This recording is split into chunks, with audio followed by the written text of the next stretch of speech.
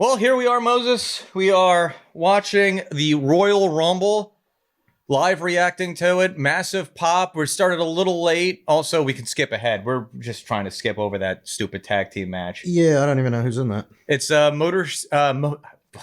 to break the rule. Motor City Machine Guns and DIY, which it's like a 2 out of 3 falls for the one of the 2 tag team matches. So we're right in the middle of the Women's Rumble. I care more about that than I would that tag team match. Yeah, Alexa Bliss is fun.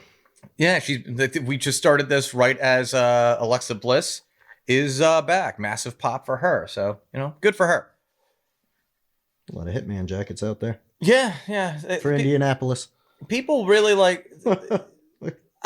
maybe they were too soon into talking about this, but I just think that Bret Hart is like... I don't want to tone down... I don't want to degrade how good of a wrestler he was. I think he's massively overrated by wrestling fans.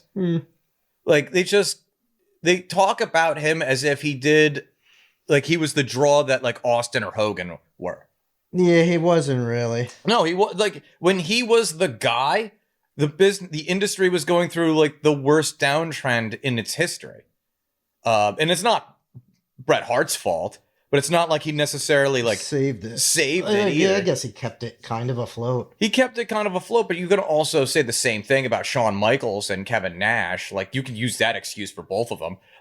I will say Bret Hart got pops in 1993, 94. I would say Shawn Michaels too. I don't know how much of an impact Nash had on WWE at that, on the, I mean, in the stories, I'm sure backstage and everything there was, I mean, to be fair to Kevin Nash though, look at the pop that he got, him and Scott Hall when he switched over to WCW. That's true.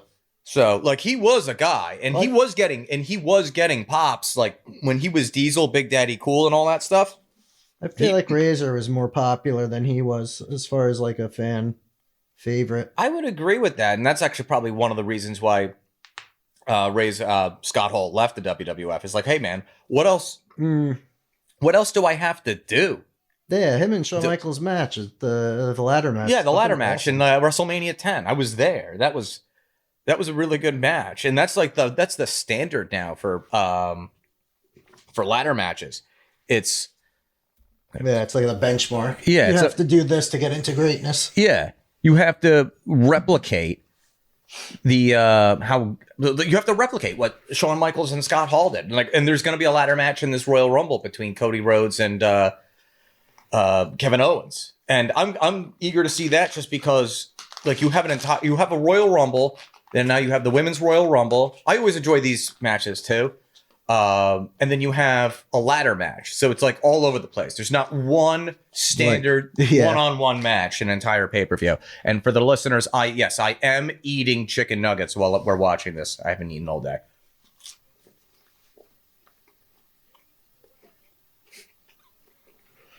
I don't know. I'm keep saying I don't know who this is. I don't know who this is. I'm going to have the same thing when the men's rumble comes on. Because most of that, I don't follow it. This is Candice LeRae. She's the wife of Johnny Gargano, who's in DIY, the match that we're not gonna watch. And she was in the Survivor Series War Games, and she was the odd man out. So she was the one why is she in this match? It's just did you run out of female heels? Why? I just don't get it. I understand that maybe they're trying to give her a push and put her in a main event or just a bigger match, but no, this ain't it. She's very pale.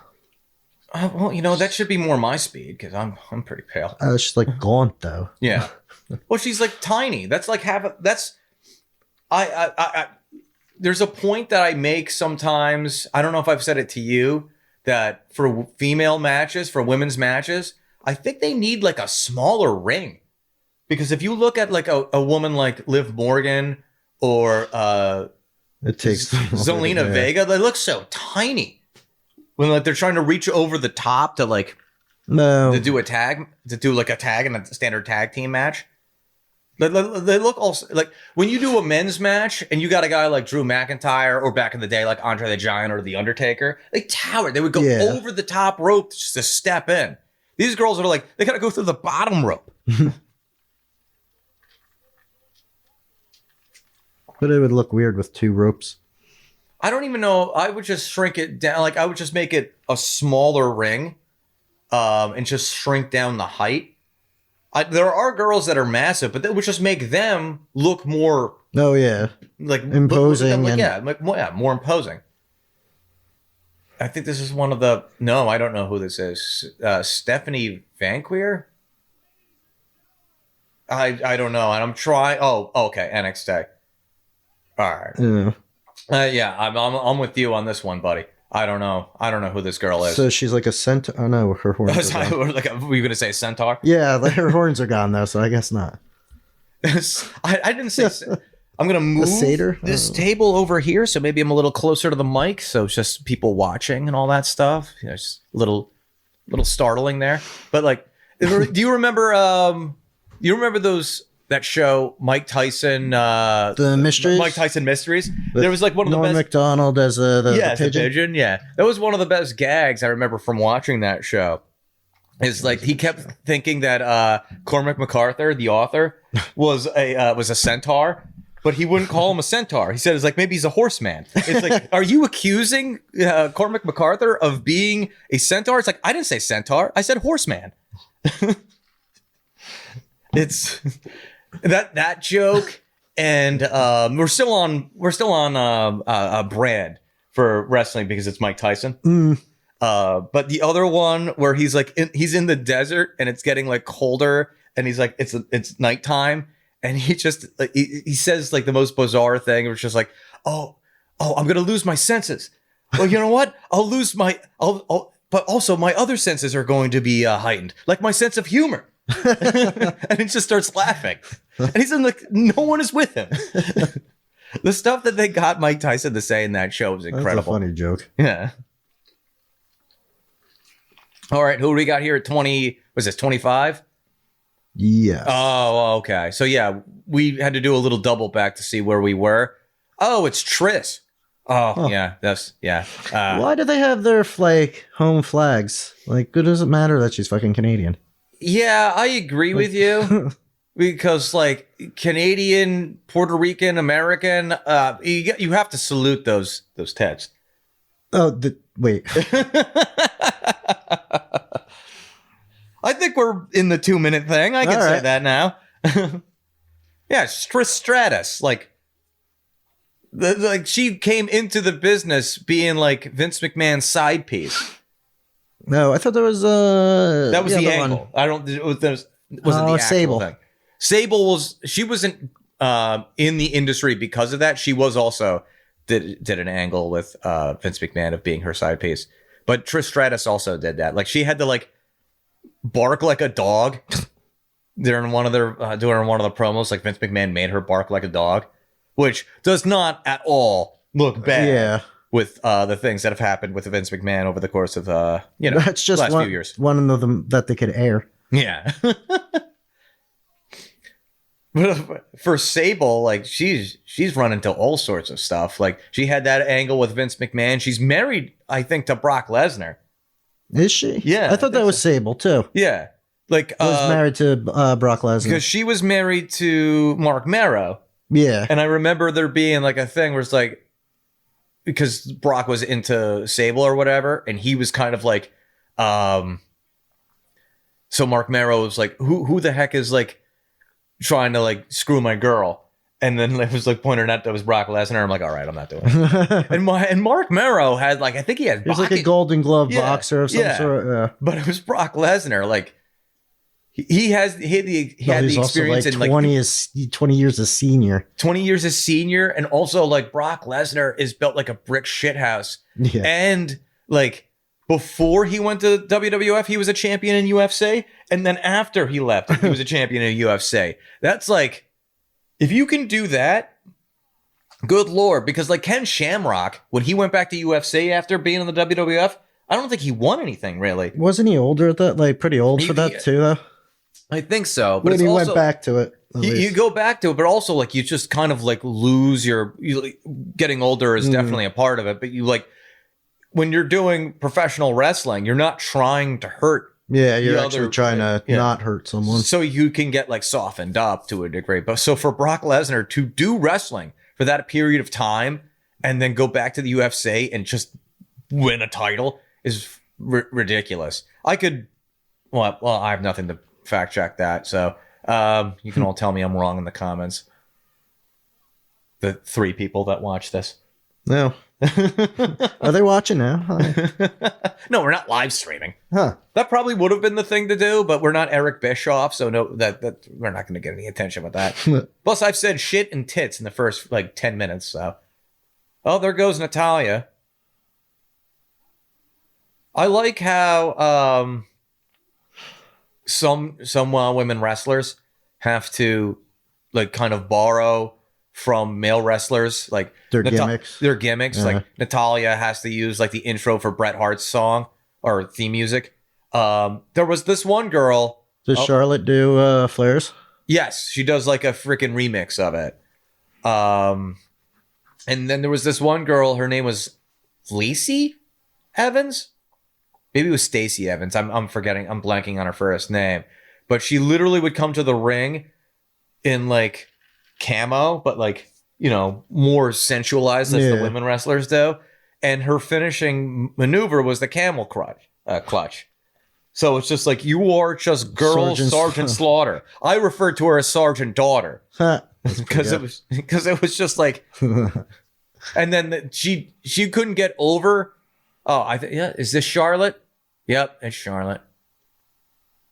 Coming in at number 27, looking like she's wow, look, that's a Final Fantasy VIII like character, like one of the gods. It's like Finra. Yeah, I can't remember that.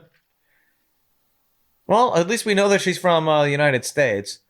We know where she was born. Like she's named after the town in which she was born. I believe that to be true. And it's also like, this is so taken away. Like she's been gone. Yeah. Since December 2023, she like tore her ACL or something like that, doing a maneuver off the top rope. And they completely whiffed on doing the surprise.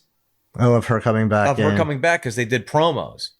Like, it's not necessarily like her talking to a camera. They did do one of those, like, but it was like her like lounging on a yacht and like just showing off that like, oh yeah, I'm gonna be at the Royal Rumble. It's like anybody that's been watching wrestling for like the last year and knows that she's been injured is like, yeah, they're saving her for the Rumble. So like, why the hell are you doing all of this?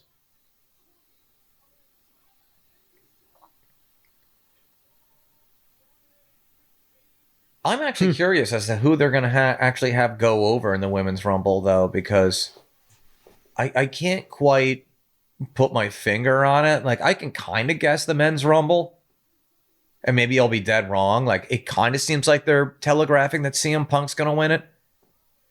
But like, maybe it's Charlotte. Maybe it's Charlotte. Because she's just back, so she's back, and then they have another hot blonde who just became champion that they could easily line up. Well, I think they just debuted that other chick. I forget what her name is. She was TNA Women's Champion a couple of times. What's her name? Yeah, I was setting up the gear when she showed up. Yeah, I just can't remember what her name is. I don't think they would push a TNA girl like that, though, especially for Mania. Oh, what's her name? Like Jordan Grace or something like that? That sounds close. Yeah, it's something like something. Like I think it's spelt weird. Yeah. Jordan is spelt weird, at least to me. Like there's a Y instead of an A. I think it's JORDYANNE. Yeah. And I'm just like, what are you spelling? Yeah. All right. So we lose Meechin, but we were always going to lose Meechin. Charlotte is fired up. She's in beast mode. She's in I got to go over brother mode. But no, we'll cheer for Charlotte Flair, but like, you know, Hogan couldn't do that. Does she do the strut? Oh, does she do the strut? Yeah. I don't think I've ever seen her do the strut. That'd be great if she did. But mind you, I only started watching wrestling again, like, it wasn't even consistently. It was like WrestleMania 38. I saw the Cody return, and then like the Austin Kevin Owens match. And then like even when I saw all of that, I was kind of like, why are people so happy that Steve Austin beat Kevin Owens in WrestleMania? But they were so pissed, but they're so pissed off that Hulk Hogan beat Randy Orton at SummerSlam in like 2005, or maybe 2002, whatever. I think it was 2005. Oh, when he was doing his Legend Killer thing. Yeah, he was doing the Legend Killer thing. Like, people are so upset. It's like, oh, he wouldn't put Randy over. It's like, in the context, that kind of makes sense that he wouldn't put Randy over, because it was one of the things I think Ted DiBiase said, that that wrestling started losing its way when they kind of went away from the good versus evil dynamic, and like the baby faces would never get their recompense. No. Because it's like, if you're watching this and you're super into, who is this? Like, I think she's like an AEW chick. Who's this? Julia Japanese. Hart? Oh no, I guess she's in NXT. I don't know anything about NXT. She's honestly. the NXT Women's Champion. Yeah. Is that supposed to be a big, like, they really have to rely on NXT people for the Women's Rumble. Like, the roster is not that deep. I imagine Rhea Ripley's in it, right? No, she's a champion. Oh, so she doesn't go in it? Yeah, she doesn't go. She's one of the two world champions, so it's not going to be her or Tiffany Stratton. So that puts them at a loss too. Yeah, because look, yeah, those are like their two best performers. I guess if you're a mid-card champion, we've seen both of them, and both of them have already gotten eliminated, I think. Yeah, because I was setting up while we were while this was beginning. Like, Stephanie McMahon did a promo. I don't know why Stephanie McMahon is getting, cheered, but whatever. I don't even know what she was talking about.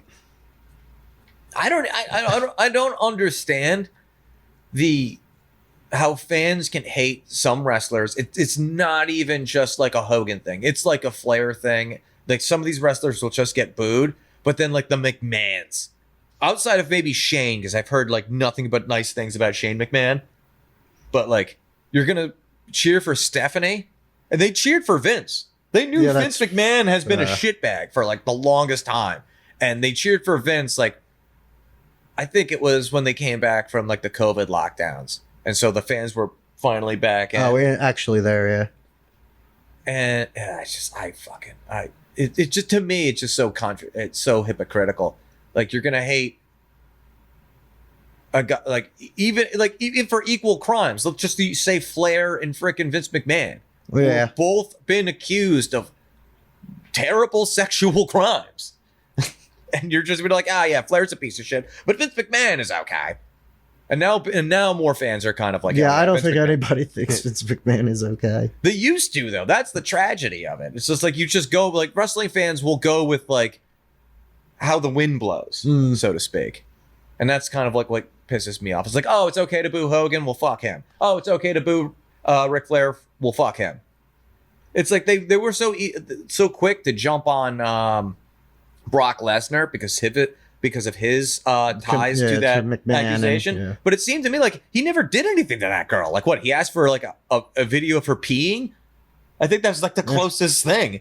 And it's like, okay, well, that's not cool, but he didn't like do anything to her. I don't even think that girl's suing Brock Lesnar. That whole thing just seems like just like Vince McMahon just needed to pony up the dough. Yeah. It's like, hey, you paid her hush money, but then refused to pay her the hush money. Like, what are you doing? If you're gonna pay someone hush money, just do it. It's like, no, I promised you like $2 million in hush money, but I'm just gonna give you the $1 million. It's like, are you that cheap? Yeah, and it's so much money. Yeah. He has so much money, or I guess had. I'm sure he has most of it still. Well, in terms of all right, Moses is going to take a piss, so it's just me, and we got Nia Jax coming out. She is a massive woman. Yeah, it always bothered me how wrestling fans just go with the go with the breeze here. And did she just get eliminated by Nia Jax? Okay, I guess so. And just goes right into the thing. Oh, all right. It will be such a cop-out if Nia Jax wins this. I don't think she will. It's just so stupid to have her. And it's like, all right, this is what we're going to do. We're going to have Nia Jax and Trish Stratus, like, one-on-one. It never made any sense to me that you have, like, a massive woman or just a muscular woman going up against someone that's so petite. I was just talking to the audience, Moses. Oh, I was like, who the fuck is here? No, I was just saying that, like, they do these showdowns between, like, these massive women, in this case, Nia Jax, but they've done it before with, like, Bianca Belair, who is just muscular. They like, should have done it with that other chick that was in there. Piper or something. Oh, Piper Niven? Yeah. They've done that before, and I don't think they've done one-on-one matches between, they might have done it prior to my knowledge or whatever, but they've definitely not, in recent memory, done the Piper versus Nia one-on-one for any sort of, like, real stakes. Well, there goes Trish. She was never going to win, though. No. I feel like she was there to put somebody over. So I have to say, if 30 is not Becky Lynch, then I have not called this properly, because you have to think that she's coming back for at least this. I thought she was hurt. I think she's just being a mom. No. Okay, so it is Nikki Bella, and not. That's ridiculous. Because why wouldn't the other one come out? Yeah, well, I guess she's on more of a hiatus than I gave her credit for then. Because I don't think I think she might. I don't know if she's a free agent or not. Who, Becky Lynch? Becky Lynch. Yeah, I could have sworn she would have come out for this though, just to even be like. No, I think they have a young child, so maybe she's just going to be like, like in Street Fighter 2, like go home and be a family man. Yeah. She's just going home to be a mom. But yeah, no props for her if she's sticking to those guns. But yeah, I guess this is a big thing in wrestling. Nikki Bella was in between my time, because I think I mentioned this in one of the podcasts we did with Big Jeff Noyes. Where I kind of signed off from wrestling when like Owen Hart died. And so there's a big gap of things that I've watched and like know of. Like I know how influential CM Punk is because I've watched like YouTube videos. Yeah. But like she was banging freaking John Cena. She might have been, and I think one of them was like Santino Marella too. Oh wow, that's a downgrade in terms of the business. You go like, all right, the biggest star in wrestling, and then like a joke fucking wrestler. It's like, imagine like you're banging Hulk Hogan in the 80s, and then, or maybe like the early 90s, and then you go to banging Skinner or the Bushwhackers, both of them. All right, so yeah, I probably would have bet money on that for Becky Lynch to come back for the Royal Rumble, but all right, no Becky Lynch. Too bad, so sad. They're doing a push-up contest now. Yep. Okay. Now, is she going to come back full time, or is this just like one of those? It's got to be one of those things. I can't imagine she's coming back full time. Maybe like part time or something like that for like Mania or something. Because they have done surprise, entries in the Royal Rumble, where like Kevin Nash came back as Diesel, but he got such a pop that he actually did come back full time in like 2011 or something like that. And he feuded with CM Punk. Huh. That was actually, Kevin Nash got buried in that. Like they had like a promo exchange where Kevin Nash was saying to CM Punk, like, you need to respect people like me in the business because we paved the way for you and got you like guaranteed money. And like CM Punk was like, oh, when you came out and like hit me with the power bomb, my sister sent me a text. It was like, OMG, Kevin Nash. I thought he was dead. Like CM Punk was ruthless back then. There's a lot of stuff going on right now. Yeah, it's just an amalgamation of bodies. Yeah.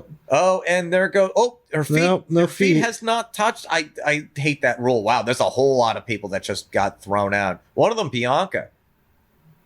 It's like she's a tag champion, so yeah. But NDO Sky. That was. I think some people thought she was gonna win this Rumble too. There goes Liv Morgan. She was not gonna win this Rumble. She was the women's world champion for like practically the year, which is a shame. She should have went into WrestleMania as a champion because she earned at least that in my eyes. Although people were bored with that angle. I mean, Charlotte's still in it. I at this point, I think it's got to be Charlotte. Hasn't Bayley been out for a bit? No. I thought she was out for like a little bit. She's been in it the whole time. Also, they didn't bring in Jade Cargill either, so I guess the rumors that she's just not up to snuff in terms of her in-ring ability, I think they might be true then, because you think they would bring her back because they have a whole angle where she got hurt and they don't know who injured her. Oh, so it's like a Who Shot Mr. Burns thing? Yeah. And you'd figure like they would bring her back for the Royal Rumble and then start that, kickstart that angle. It's like, I know who hurt me, and then they feud and they take it to WrestleMania. And yeah, I guess they're not doing that. I guess, Charlotte almost went over. No, okay. Here we go. It's got to be Charlotte. Because Charlotte will just do like, that doesn't work for me, sister. I said, yeah. People think that like Hogan was the only one to ever fucking do that. That's just what drives me crazy. Like, yeah, Triple H never pulled that card. And Shawn Michaels pulled that. He pulled it all the time. Austin's pulled that shit. Austin pulled it. Bret Hart has pulled that stuff. He might have pulled that card. They might have pulled that card fewer than Hogan, but don't pretend. Yeah, but they still. Yeah. Don't pretend that they didn't fucking pull that card. That's preposterous.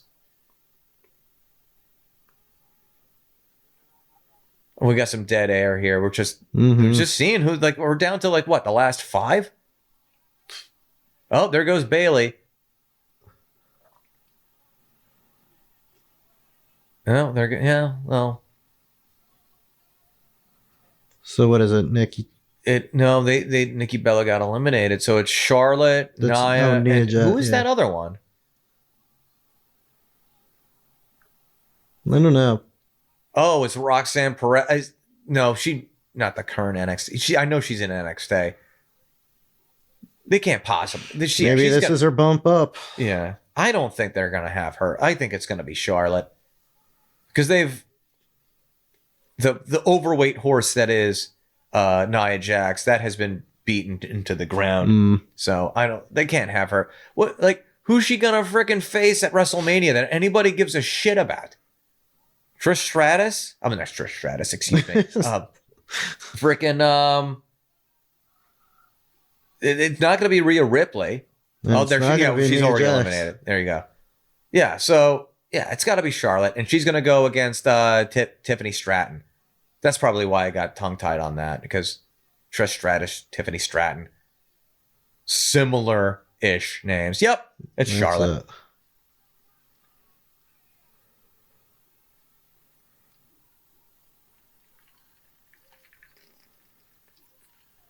All right. Incredible. As I was saying that... Where is her ass? Where is her ass? It went to her nose. Yeah, that's a shame. The funny thing about it is, like, I've looked at her before, and, like, she could be an attractive woman, but then when I see her face, I'm like, oh my God, you look so much like your dad. Yeah. It's like, it's very off-putting. Oh, got to point at the sign. Of course it was going to be Charlotte, because Charlotte's one of their bigger names. Because WrestleMania is only about pushing forth, like, your biggest names to get people to pay attention to it, to get mainstream media attention. So yeah, it was always going to be Charlotte. And you can get more mainstream attention to her facing Tiffany Stratton, because I think they already did a WrestleMania match with Charlotte and Rhea Ripley. I think they did that. I think they did that at 39.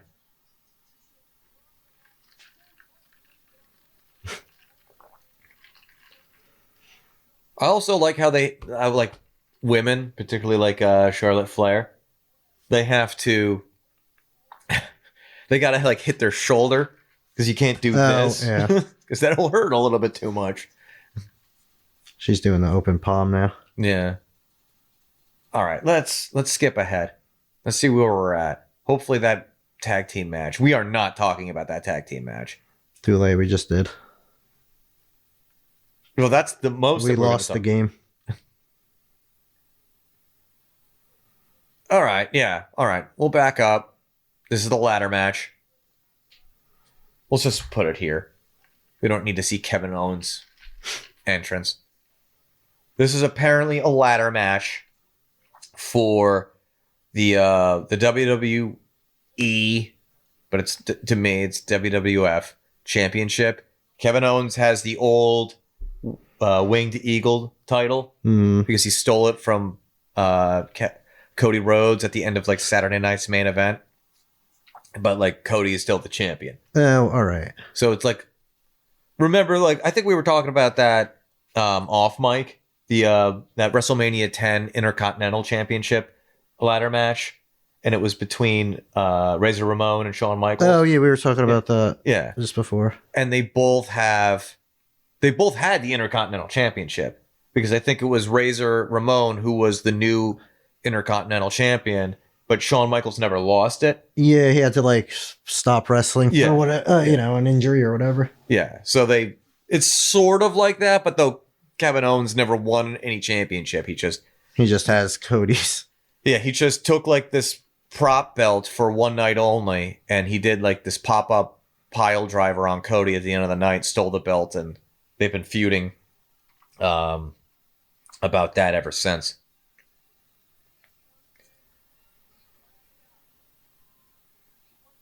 Oh, all right. Well, here we go. This is actually one of the less dramatic attires that Cody Rhodes has worn. Like it's usually like I don't even want to say like Sgt. Pepper. It's just like he looks like very what is that show with Homelander in it? Oh, The Boys. Yeah, like it's very much like that. It's like so decored, it's more realistic than outrageous. Yeah, this is kind of like what I envision like an American Bret Hart would look like.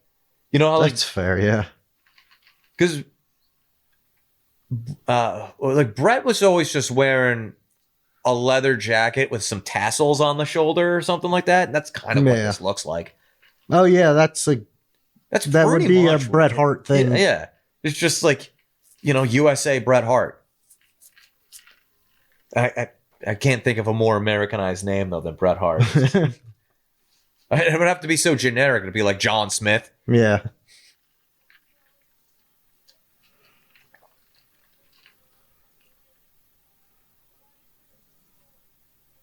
Now this is interesting because he's doing a Razor Ramon. There you go. Just do a little slot. It wasn't as smooth as Scott Hall did it, where he's just like slides right underneath it. That was kind of just like he was trying to get past it real quick without knocking it over. Didn't they wrestle these two before for the title? Yeah, they've wrestled I think a couple times. I think they wrestled at Saturday night's main event. And then I think before that they had Kevin Owens still as a face wrestle Cody. Where was that? I don't think it wasn't Bad Blood. Was it after Bad Blood or before Bad Blood? I can't remember. But I know they did a babyface thing. And then I think it was after Bad Blood. Was it SummerSlam? I can't remember. But they definitely did have like a face versus face match or whatever. Wasn't all that great. But they had him turn heel, injured Randy Orton, injured Cody Rhodes, but it was really just an excuse for Cody to take the Christmas time off. Although I think they all took Christmas time off, so I don't know what that was about. The Canadian Dream son of a security systems technician. Yeah, because that's a playoff of Dusty, the American Dream's son of a plumber. Yeah. But because all the angles apparently with Cody has to just revolve around Dusty for some reason.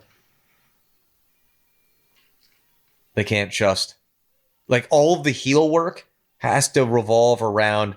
Oh, you're just Dusty's kid, or Goldust's brother, or you were Stardust. Yeah, that's kind of worse.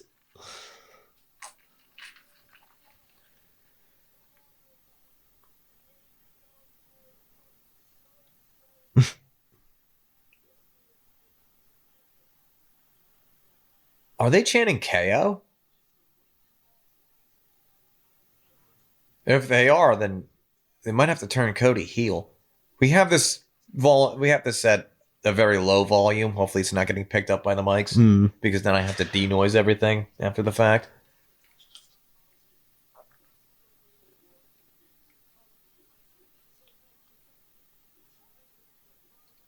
Dead air. Yeah.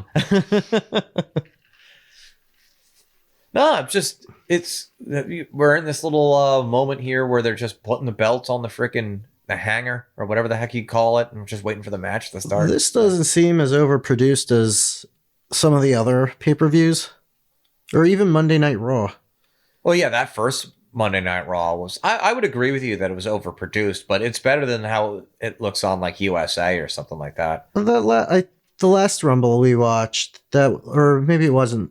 Maybe that was a King of the Ring or something. But they've only done one King of the Ring, and it was at Saudi Arabia, and I don't think you were here for that. I think we watched the last time was you it were a here, Rumble? Or maybe I it was think it was. WrestleMania. The last time you were here, I think we watched the Rumble because it was that had like LA Knight versus Bray Wyatt. Yeah, and that seemed very overproduced, but this seems kind of mundane in comparison to that last one. There might be something to that. I remember because I will go through Peacock and just watch old pay-per-views. And I put WrestleMania 38 on. I could not fall asleep. It was like the production values were just blasting me in the eyes, and I just could not, for the life of me, fall asleep.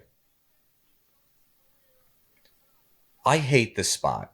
I hate the spot where they just both grab each other and throw punches, and the punches don't affect. Have you ever been punched? You're not just standing there like, oh. Like the punches don't affect you at all. Dude, I stubbed my toe. You have the Hulkamania running wild in you.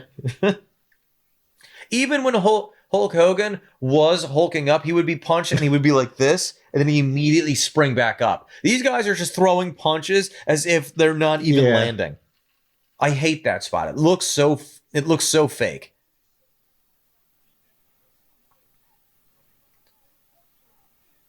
It's just, wow, that did not look good. It did not, like, he punches Kevin Owens from behind and he just kind of like sauntered the ladder upside down. Why are you setting it up outside? Because they're going to do spots with it. Because that's effective. Like, you know what? I don't think I've seen a ladder match in a long time. Well, that ladder's broken. Yep. Cody goes right through one of the poles. Match is over. Yeah, match is over. We got to cancel it. No ladder. Sorry. That almost happened in that WrestleMania 10 one. There was only one ladder. And so they didn't know, and that ladder, they was using it as a weapon, and they didn't, it was so flimsy. They were like, oh, what happens if we break this ladder? This one, they're definitely backup ladders. Under that ring is just boxes and boxes of ladders. Yeah, I'm surprised they didn't try to play this up more on the, on the entryway, on that ramp. Yeah. Because usually for ladder matches, there's 10 million ladders because they just line them up and all that stuff. I don't know if they've done that recently. I remember they used to do that with like the Hardy like Boys the Attitude Era. yeah, Or the Hardys. Yeah. Edge and Christian. Edge and Christian.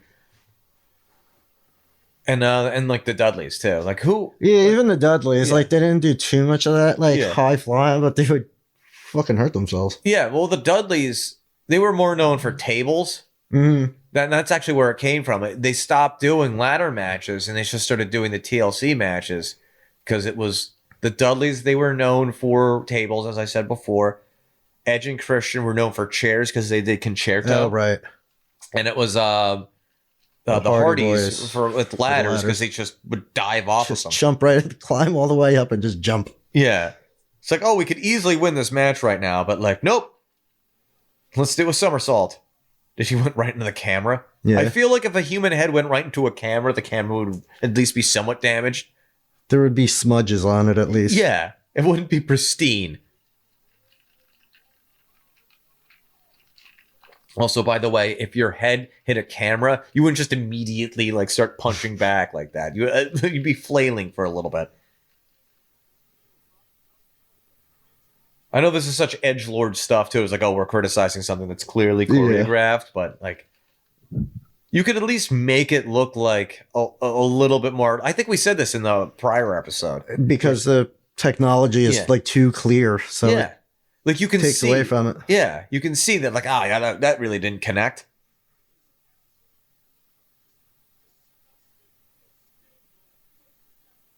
And also, it's I don't know. I don't know if this is factually accurate. Like, yep, there's another ladder right underneath the ring, filled with them. Yeah,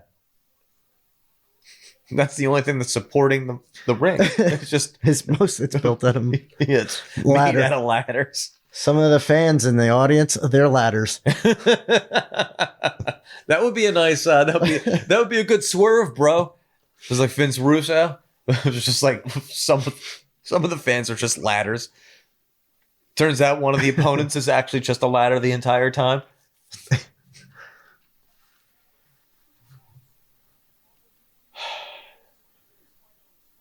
It does like slow down so quick. Like they have to catch their breath and take a minute. But yeah, I think that's one of the things you said too. Like you'd be interested to see this match because Kevin Owens is not necessarily like a lean motherfucker. So it's like, how's he gonna perform in this? Like do it like as a Mick Foley. Yeah. You know, like Mick Foley could fucking do it. Yeah, I don't think Mick Foley ever did a ladder match. Did he? I don't think like a legit ladder, like he's been in matches when ladders were involved. Oh yeah, involved. But like hard. I don't think it was a specifically ladder match. Yeah, because there's only been like a set amount of ladder matches. There's some that were probably beyond my scope, but well, I think there were the tag team ones too. There were a few, the Hardy Boys and Edge and Christian, Dudley Boys.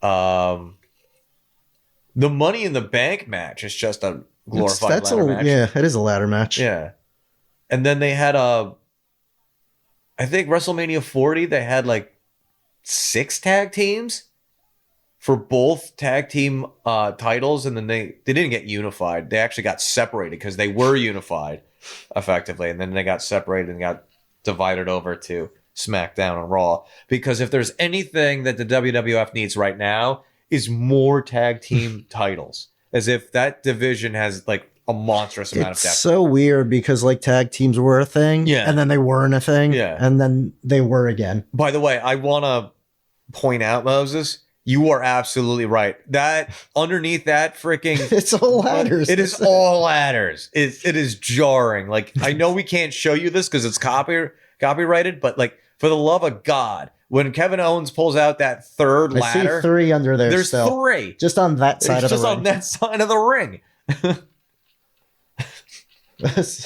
And they're not. There's a bunch of chairs too. Yeah, they're not even doing a good job of hiding it. I don't think they want to hide it. Yeah, it's just like, no, there's more ladders to come. I thought for a second he was going to roll back out. Like is there a time limit? Yeah.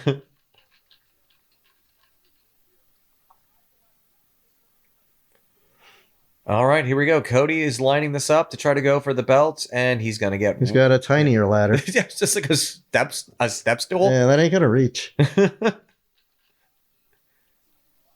mean, it's just a ladder. I feel like throwing it in that fashion doesn't really do anything. I think. What was it? Was it WrestleMania or was it a different one? Edge faced Finn Balor and he had a ladder for whatever reason in like a Hell in a Cell. They had like a ladder in there or something, and he just threw it.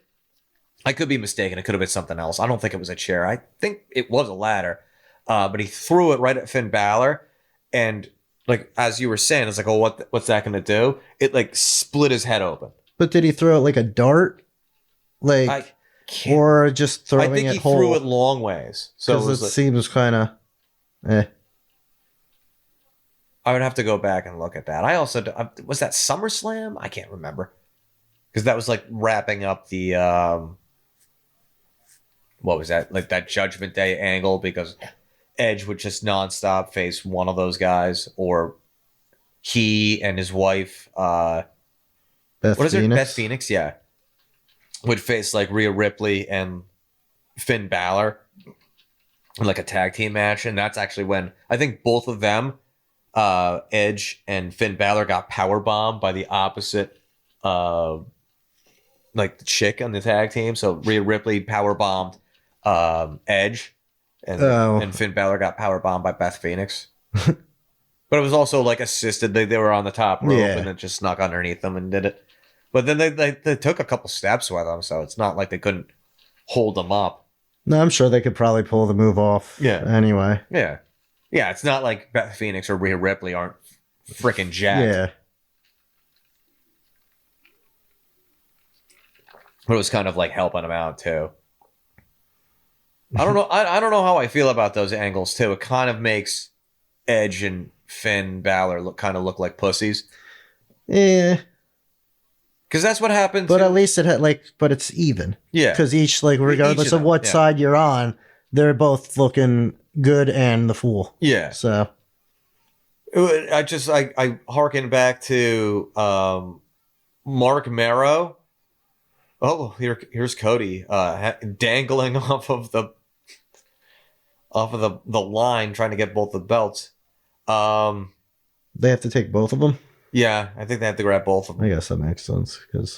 But like Mark Marrow was supposed to do an angle with Steve Austin, and then he got power bombed by Sable, and then Steve Austin's like, I can't work with this guy now. Yeah. Like, how am I supposed to make this guy? How is this guy supposed to beat my ass for like a good chunk of this match, and then I eventually win, of course. But like, how am I supposed to put this guy over if he's getting power bombed by this girl? Or how is this guy even putting me over? Yeah. By not being. Yeah. I'm like, I should like, it should be a squash match at that point. And then there's no money in that. But you kind of killed his career by doing that. But also at the same time, Sable is so over. There's two reasons why she was over. Yeah, he didn't like that either, though. Yeah. Yeah, because it was taking it away from him.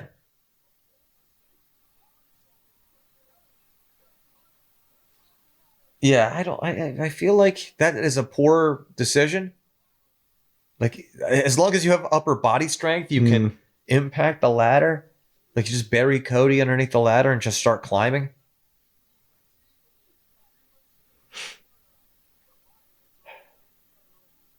Why does it take so long to get up a ladder? Yeah, sometimes it takes preposterously long to climb up the ladder to get both belts, or a belt, or a briefcase. What's he going to pull out? Another ladder. Huh. We only have 16 more of these. Also, by the way, why do you need more ladders? Why do you need ladders there at all? Well, it's a ladder match. Well, just as production goes. Production-wise, we need ladders under the ring. Well, just in case. It's the same problem that I had with the War Games match with the women, is that they just kept checking underneath the ring for weapons, and there was just so many weapons. It's like, why are these things here? That doesn't make any sense production-wise. Why are there kendo sticks underneath the ring? What practical use? I work in production. I produce these podcasts. I have no idea why you need a kendo stick to do anything. We should probably add some kendo sticks. So maybe we need to add some kendo sticks. Loud and kendo sticks.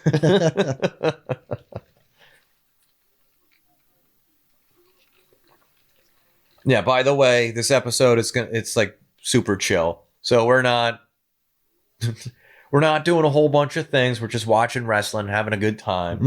Yeah, it's just so if you're out there and you're like, yeah, they're not too chatty. It's like, yeah, because we're watching a ladder match right now. Although I will try to be chatty because you can't shut me up sometimes. Sometimes you can't get me to talk. What is that? Is it just a piece of a ladder? It looks like it's where a did piece he of get a that? ladder. The fuck is it? Yeah, it is. It's Yeah, like it is a aluminum piece siding? of the ladder. It's like one of the The one of rungs? the like this. What would you even call that? Rail, like the step part. But which one? They look fine. They look fine. Yeah. So where would you have taken that from?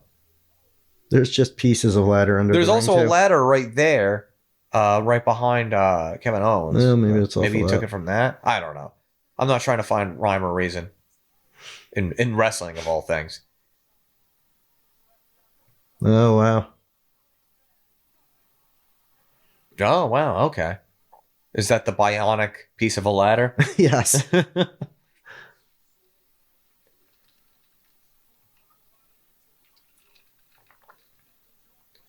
This is gripping. He is just staring at him as he lays lifeless on the. Yeah, you could just like climb that ladder just now. climb the ladder. Like I know it takes you forever to do it, so why not get started?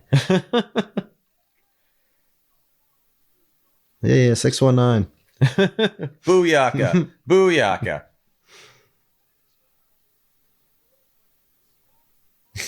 That would be funny if he tried to do a 619.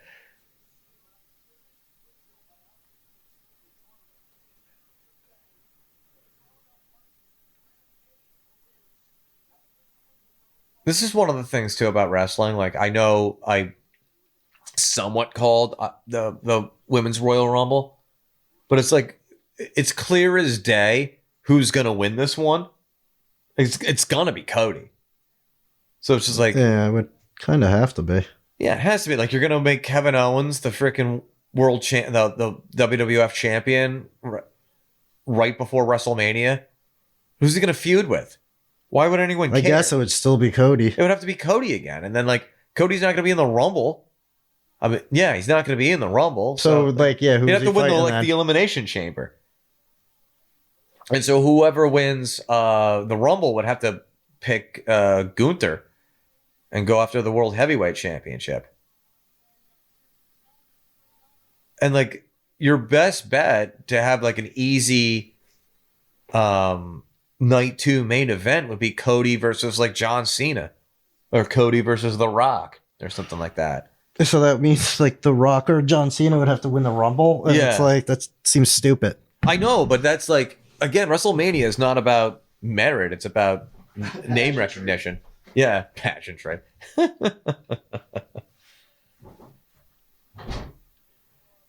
Oh, and then we've got some more elbows that aren't landing from Kevin Owens.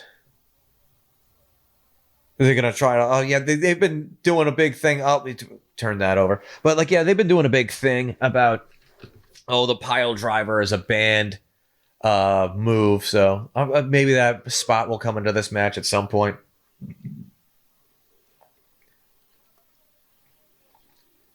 But now they got both these guys just laying about on the ring after getting flipped over onto the ladder. This isn't a bad ladder match though, honestly. It's just HD really does affect how you kind of see the match. You like when you're a kid and it's standard definition, you're like, oh, that looks real. And then HD, you see this stuff and you're like, well, that didn't land. You can't fake those ladder bumps though. I also don't like going to it live and being that close. Yeah. Because it kind of takes away from it. Yeah. But also, you can't really have the nosebleeds. That would be an interesting discussion. What are the ideal seats to have? I kind of like a box the box, like the club just boxes? because you still get the atmosphere of like being at that event, but you also get like TV is the best view for this. Yeah. So you're getting just like kind of that. Yeah. That's a fair point. Like the club seats or the club level seats. I went to the Navy Notre Dame game at MetLife, and those seats are nice. And also too, like when you get up and you go into like the concourse or the lobby, whatever the heck you would call it, like it's carpeted. It's got like a mezzanine. Yeah, there's a mezzanine area where you just like you have so many places you can go for a drink or food or take a piss. Well, I don't think there were too many places to take a piss, but like it's fewer people to contend with. We used to get those for like the circus when it came to the Meadowlands. Yeah. And what's the other one called? MSG. Oh yeah. Oh, was it just the circus for that, or are you thinking of like the? Because I saw I think I saw the Rockettes when I was little. Well, that's at That's Radio City. Radio City Music Hall. Yeah. Yeah, I've seen that a couple of times. It's fun. Yeah. Yeah, we were at Radio City. It was for Radio Dave City Chappelle. for Yeah, Dave Chappelle. Yeah. That was a good time. They made it was an interesting show. Yeah. Well, that was also because it was involved like the Roots. Yeah. And like I think it was Lil Wayne with the Roots. Lil Wayne with the Roots. Yeah. That was a good show. That was a nice blend of things. Yeah, there was a couple of fun opening acts too. Yeah, who was it? There was some guy that did like he was the opener. He was the opener, and like it's like video game kind of music, and I even forgot about that. The opening comedian though, our friend Pat, like as soon as he saw him, he was like, "Oh shit! Who was it? I can't remember. He would know. I think he would remember, but isn't he like I'm completely blanking on this right now. But yeah, you had like two. Yeah, I think it was only two comic acts. I think it was him, and then you had Chappelle, but like in between you had the Roots. Yeah. Yeah, and then like the video game music like was somewhere at the beginning. EDM type of music was like at the very beginning, I think, because I think that's like we got there and this started happening and we were like looking around like what the hell's going on right now? Oh my god, that ring is almost out of ladders. Almost out of the 17 ladders. Is Cody dead? Yeah, if we missed a spot. Oof. That don't look comfortable. Yeah, you can't fake the ladder bumps. That's why, like, you can say, like, oh, well, that punch looked fake. That punch looked fake.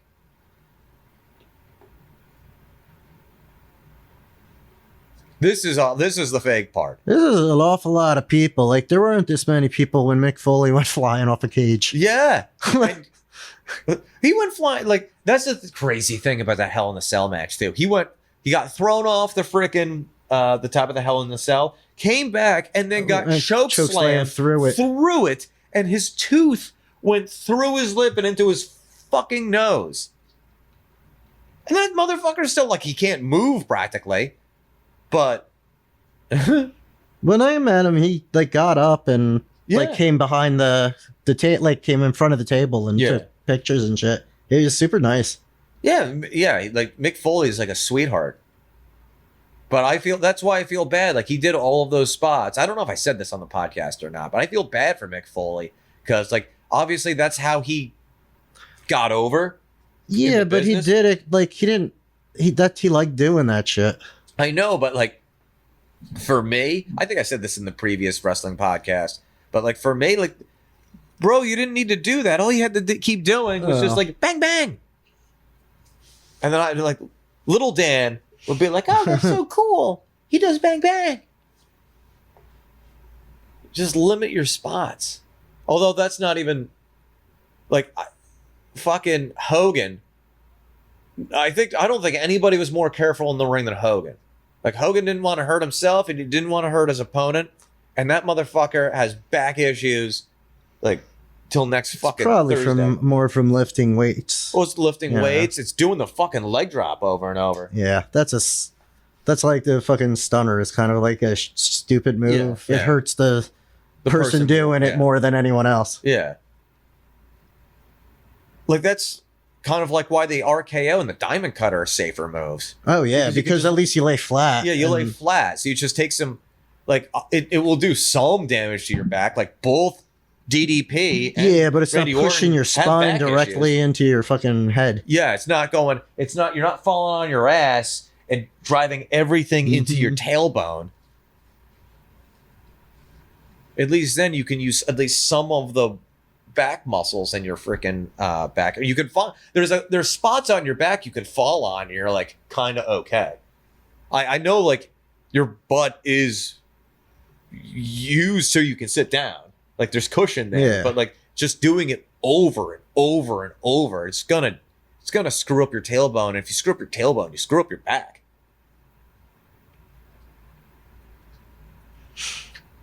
There's a ladder awfully close to that announce table. Yes. Is it just laying on top of it? Did they put it across? Yeah, they put it across to the ring. Why is everyone so shocked that the heel would hit below the belt? Everyone's just like, oh my goodness, the heel's not fighting fair. That one fan in the ref outfit just had the most ridiculous face. No, he's the ladder. He's the I forgot about that, huh? Oh, jeez. There is no way. Unless that ladder is gimmicked. But even still, you're falling on a ladder. You're falling on your fucking head, too. Yeah.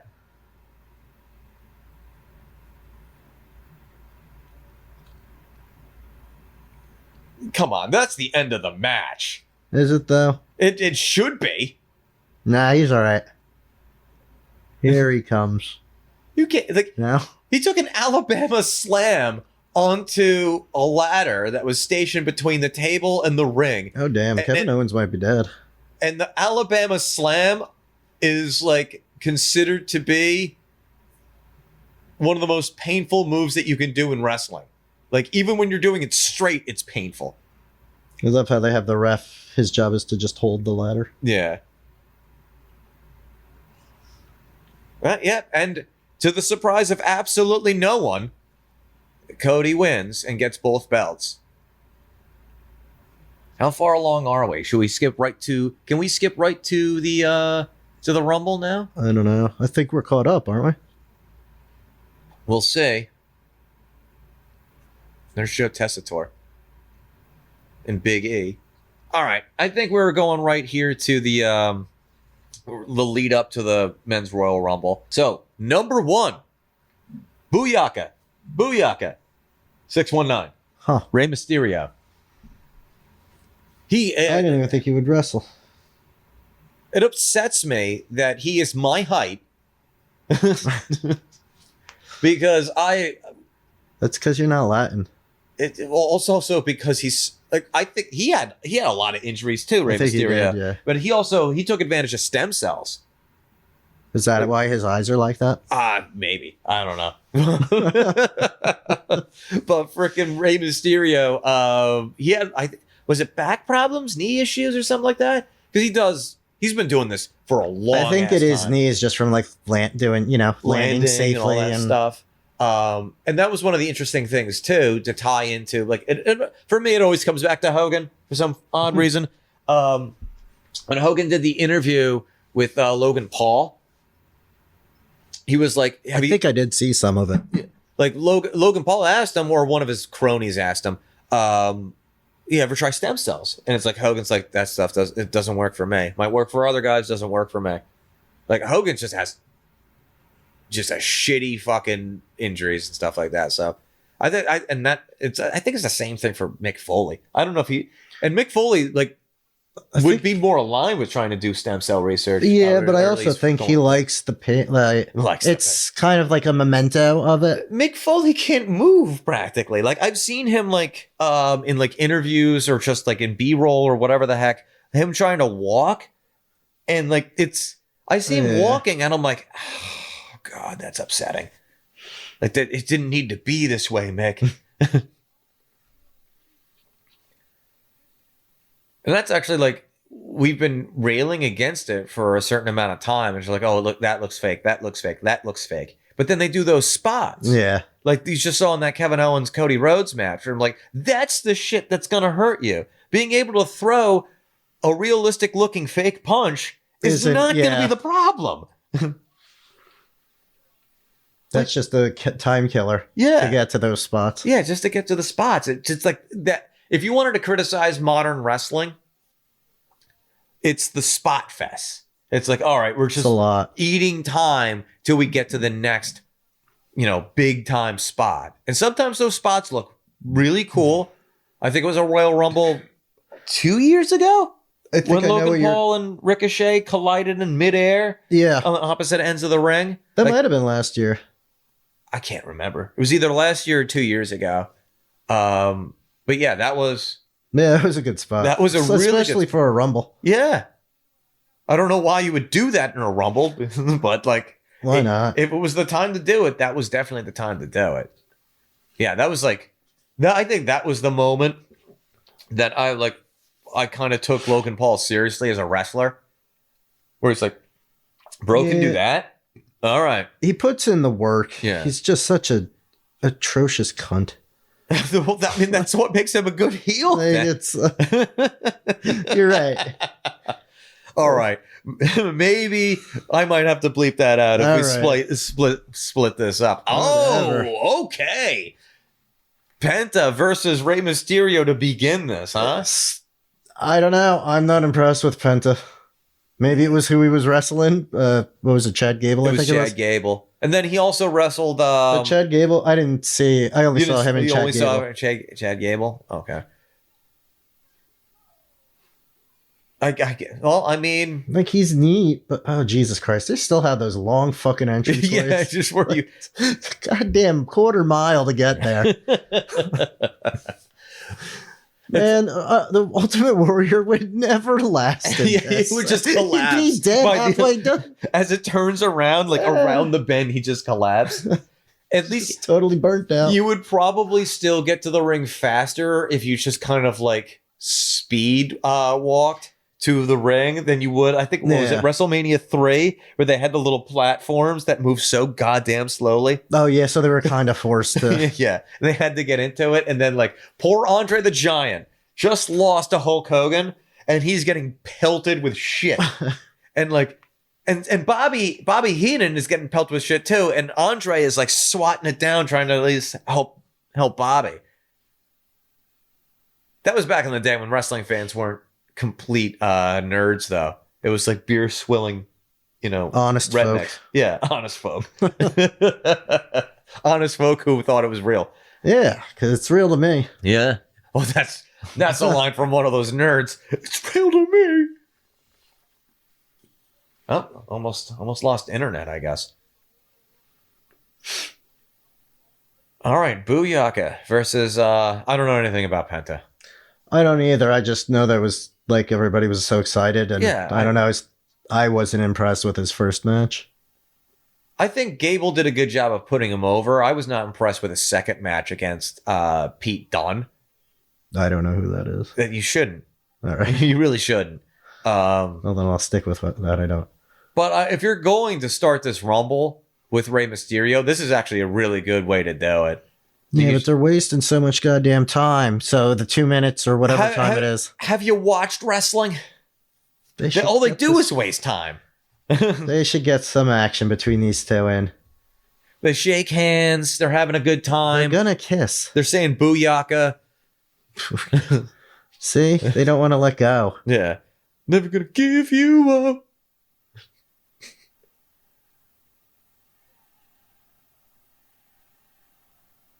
Okay. I don't know what that means. Yeah, I really don't. Or does he have like a move that's a series of numbers? I guess Penta, that would make sense. I don't know. I really don't know anything about Penta. He has a 0 on his back. Yeah, maybe.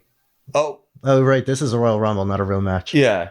I mean, they could tease that and try to like. This is a good spot to like tease matches. Yeah. They did that with Hogan and Warrior.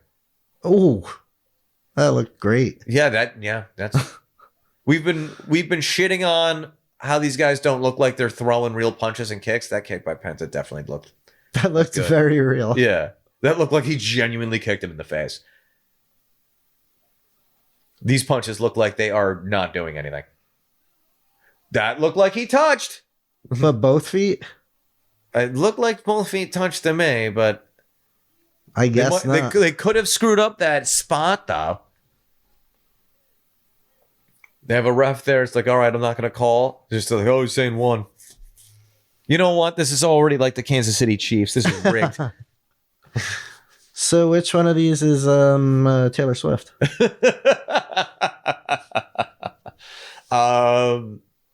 There's no good answer for that looked like a botch.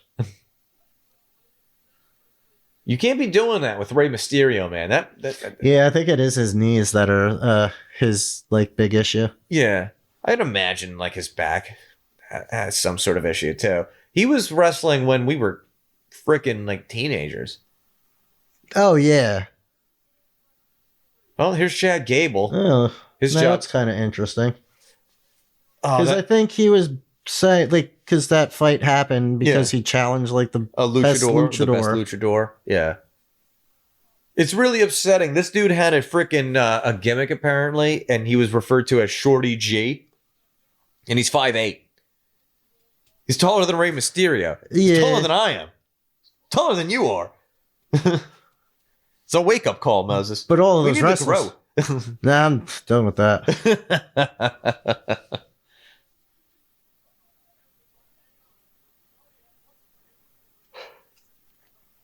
Yeah, I don't think any one of these guys is winning. So we don't have to worry about it. No, I can't imagine. Yeah. They'll probably have Rey Mysterio go a good distance. I would think the two of them might go. Yeah, Penta will probably go the longest. Just since he's a new blood, like how many more fucking matches has Rey Mysterio really got in him? Yeah, although I think he got eliminated, but we're not going to call attention to that because Penta did, yeah. Yeah.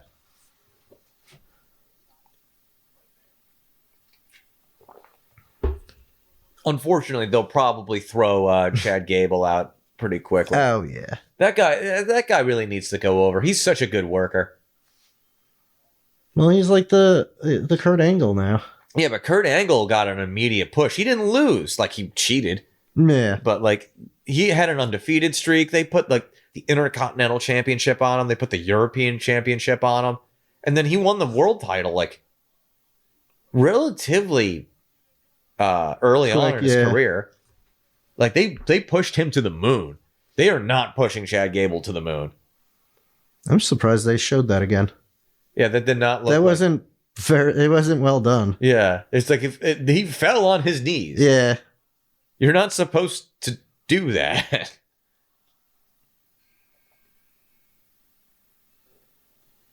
Oh boy, they are not giving us anyone that we should relatively care about. I don't know who this is. Carmelo Hayes. When we did the wrestling podcast last, I told you that this is one of the guys, like, because they were accusing Triple H of being racist for not putting any black men over. No, and this is like the new Harlem Heat. And no, he's a solo guy, but like they're definitely giving him. I don't want to say it's a push because I think I said push last time, but they were definitely giving him a lot of TV time in the mid card spot. I'm getting the name out there. Yeah. Because he's probably getting prepped for a There at one point they'll probably put like an Intercontinental or a U.S. Championship on him. IC champ now, or are there two of them? No, there's only one IC champ, but there's also like there's also the U.S. Championship. Intercontinental champion is Braun Breaker. And the U.S. champ is Shinsuke Nakamura, and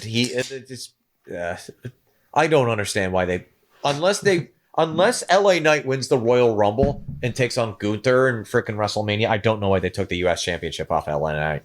Because LA Knight gets pops. He's easily one of your top 5 or 6 baby faces in the company. And like, all right, let's take this mid-card title off of him. The only reason you take mid-card titles off of a top baby face is to push him to the next level. Is to push him to the next level. Or get rid of them completely. Yes. And it doesn't look like they're trying to get rid of him. So, unless LA Knight wins this or potentially Elimination Chamber, I don't know why. you took the U.S. belt off of them, unless you're gonna put it back on them. But then that's kind of just like, why bother? They should do that for like elimination chamber. Whoever's like second in this gets the first like in the elimination chamber. I was thinking something similar, like, so you're in the Rumble. One gets a title shot to whomever. Well, if you win the Rumble, you get to pick whoever you want to face at WrestleMania in terms of the two champions. And then the runner-up all the way to like the 7th, I think that's how the math would work, place people in the Rumble, they're the ones that go into the Elimination Chamber. Oh, okay. And then it kind of ties in together. It's like, all right, you guys were all like, you were in the top 7. Obviously, this person goes and is automatically there. Is automatically there. And then the next 6 people, you're in the Elimination Chamber and you get to fight it out. Oh, that'd be a great way to have like a tag team win the Rumble. Yeah. And then one just lets the other go ahead. And then the two of them fight. Yeah. Yeah, there's a loophole there. Yeah. Because then like they can guarantee themselves. Yeah. But then again, since it's only for a solo title, you like, it's like, all right, well, why are you the one getting it? Just to attack them later. Yeah. Like, oh, I let you get it because I know I could beat you. It. Yeah, that's a good way to do it if you're going to split up a tag team. Yeah. If you're going to rockers it. Well, they were never going to do anything with Marty Jannetty. They tried to. I think he actually was the one that went over in that feud back in the day. Well, because he was the babyface. Because he was the babyface. Because like back in the day, the babyface was the one that eventually went over. Well, he's the one that went through the glass. Yeah, he's the one that went over. I mean, yeah, he went through the glass, but also I think like towards the end of that feud, he was the one that won. I don't know if he won the Intercontinental Championship against Shawn Michaels, but I know he won it at some point. Yeah, he did have it. Yeah. Very briefly. Yeah.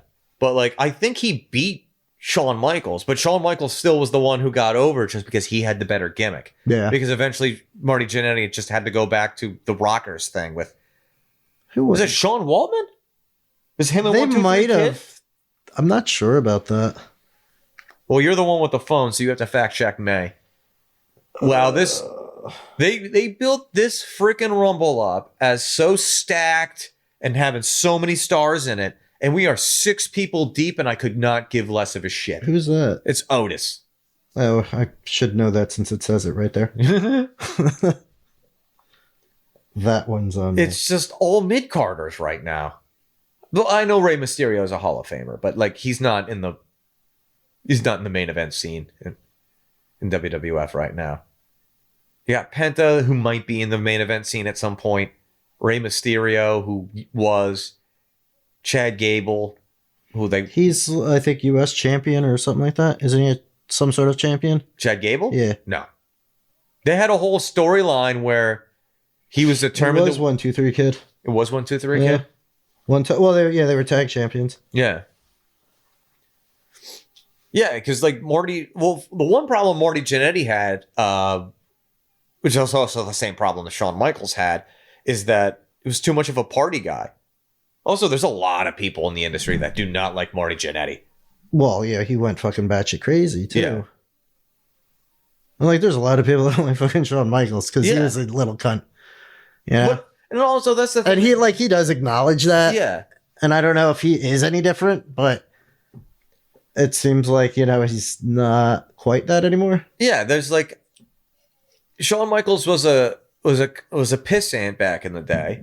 In the end, and like he kicked Van Vader in the fucking head. Yeah, he's the one that kind of got him pushed out. Yeah, him and I don't even think it was the Clique. Was it was still kind of the Clique. It was still kind of the Clique, but Shawn was the guy, so he had so much sway. So yeah, like Shawn Michaels, like when people say like, oh, well, Hogan's politics and he's just like such a piece of shit for politicking so much. Shawn Michaels politicked more than anybody else practically, and. Like, say what you want about his in-ring ability, but, like, Shawn Michaels did not have nearly the impact that Hogan had on the industry. Hogan and Austin are, like... And then later on, you can say, like, Cena and all that stuff. But, like, Hogan and frickin' Austin are like top tier Yeah. Impact in wrestling. I would also say The Rock too, just because like even if you didn't watch wrestling, you knew who like Stone Cold and The Rock is, or like even back then you knew who Hogan was. Yeah. Like you didn't actually have to watch wrestling to know who these people are. I would agree with you. I think The Rock had more of an impact after he was in movies. But yeah, I would agree with you. I would agree with you that Rock should be in that conversation, but in the same vein, so should Macho Man. Yeah. Because like I think Hogan and Macho Man had the same dynamic as Austin and The Rock. I could see that. I'm trying to wait. Which one is the beer swiller in that? In the Macho Man. Well, I'm just talking about like the baby face. Like, so Austin was always the baby face up until he did that little stupid heel turn at like WrestleMania 17. I can't remember. But like Hogan and Austin were like the top, like ultra pop baby faces, and then Macho Man and Rock were kind of like the switch hitters. Like, yeah, they could go either way. Yeah, really good at being a face and heel. And they were like kind of like the 1-2s in that fucking company. And they're like not even 1-2s, like 1A, 1B. Yeah. And that's how underrated Macho Man is. Like he was at that time, he was gargantuan. Like he was in a tag team with fucking Hulk Hogan. And he was the champion during that time. And then like A&E does that biography on him, and it's just like a freaking smear campaign against Macho Man. Like I get it, he was paranoid and he locked Miss Elizabeth in a fucking closet. But those raps, bars for days. Those raps against Hulk Hogan. Yeah, bars for days. Be a man, Hogan. Also, he was fucking Buzzsaw. Or Bonesaw in Spider-Man. Oh yeah, Spider-Man. Was that Spider-Man? Oh yeah, it was Spider-Man the first one. Yeah, it was the first one. The first Toby one. Yeah, because that's when Tobey Maguire gets bit by the freaking spider, and that like he's not Spider-Man yet, but he's trying to make money. He's just trying to make money, and he wrestles Bonesaw. Yeah, and then he lets technically Bonesaw I think is supposed to kill Uncle Ben because the promoter of the wrestling thing doesn't pay. Oh, and he and Spider-Man, like Peter Parker, lets him go, like run by. It's like, oh, not my problem because he wouldn't pay Peter. Wait, it wasn't Randy Savage who? Well, no, not in the movie. Oh, okay. Oh, it was supposed to be? I think so. Interesting. Unless they were just robbing the box. And then they retconned that in the third one. Because it was turned out to be Sandman. It was Sandman. Yeah. And it was like, that movie was so bad. Yeah. That movie was... you know what the shame of that is, too? I know we're watching the Royal Rumble right now, but I took a girl to go see Spider-Man 3. Like, that was a date. The one unifying thing about it is that we both agreed that movie was horrendous. At least everybody was uncomfortable, so that movie did its job. Yeah, it did its job. Why is Eric Foreman Venom? That was so fucking terrible. Who did that? That was like the least convincing Eddie Brock. Like, Eddie Brock is supposed to be like so bitter and resentful and also kind of jacked. Yeah, he's supposed to be bigger than Peter Parker is. Yeah, and it was like, I am not like Tobey Maguire, it was actually as least fucking convincing as that one movie. It was like Good Brother or whatever the fuck it was called, where Tobey Maguire and Jake Gyllenhaal. And like Tobey Maguire is like the Marine that like has PTSD and he's just like abusive or a murderer or whatever the fuck. And I'm like, you picked the worst actor for this role. Yeah. I do not believe that Tobey Maguire could hurt anything. If he's gonna hurt somebody, it would have to be Jake Gyllenhaal. But yeah, but now Jake Gyllenhaal is Roadhouse. Oh right, he is Roadhouse. Oh, I think he's just Donnie Darko to me. Jesus Christ. I have no idea what's going on, but I Show Speed went into the Rumble. I don't know who I Show Speed is. Is that like a .com? What does that mean? Is he a YouTuber? Maybe. I don't know. Oh, good. That seemed like a pretty stiff spear. That don't look comfortable either, but no, yeah. I'd rather take that than the other. You'd rather go through the table? Yeah, I'd rather be thrown at the tables than take that spear. I actually like Braun Breaker. He's got he's a shorter Goldberg, but he actually knows what he's doing in the ring. He's like an amalgamation of his uncle and father. And Isn't Goldberg. he Steiner? He's Rick Steiner's kid. Yeah. He looks like him. Yeah. And he does and the outfit too. Yeah, Steiner-esque. And he plays off of the because back in the day, Rick Steiner would the dog face gremlin. Yeah, and so like they all bark at him, and he does that too. Like if he pulls off a move, he does the Frankensteiner, the top rope Frankensteiner. I like Braun Breaker. I hope he at one point gets somewhere. Yeah, he gets somewhere. Like he's newer though. He's newer, but they already put the Intercontinental Championship on him like 2 or 3 times. Oh, so he might languish in that Intercontinental zone, like a Mr. Perfect zone. Maybe.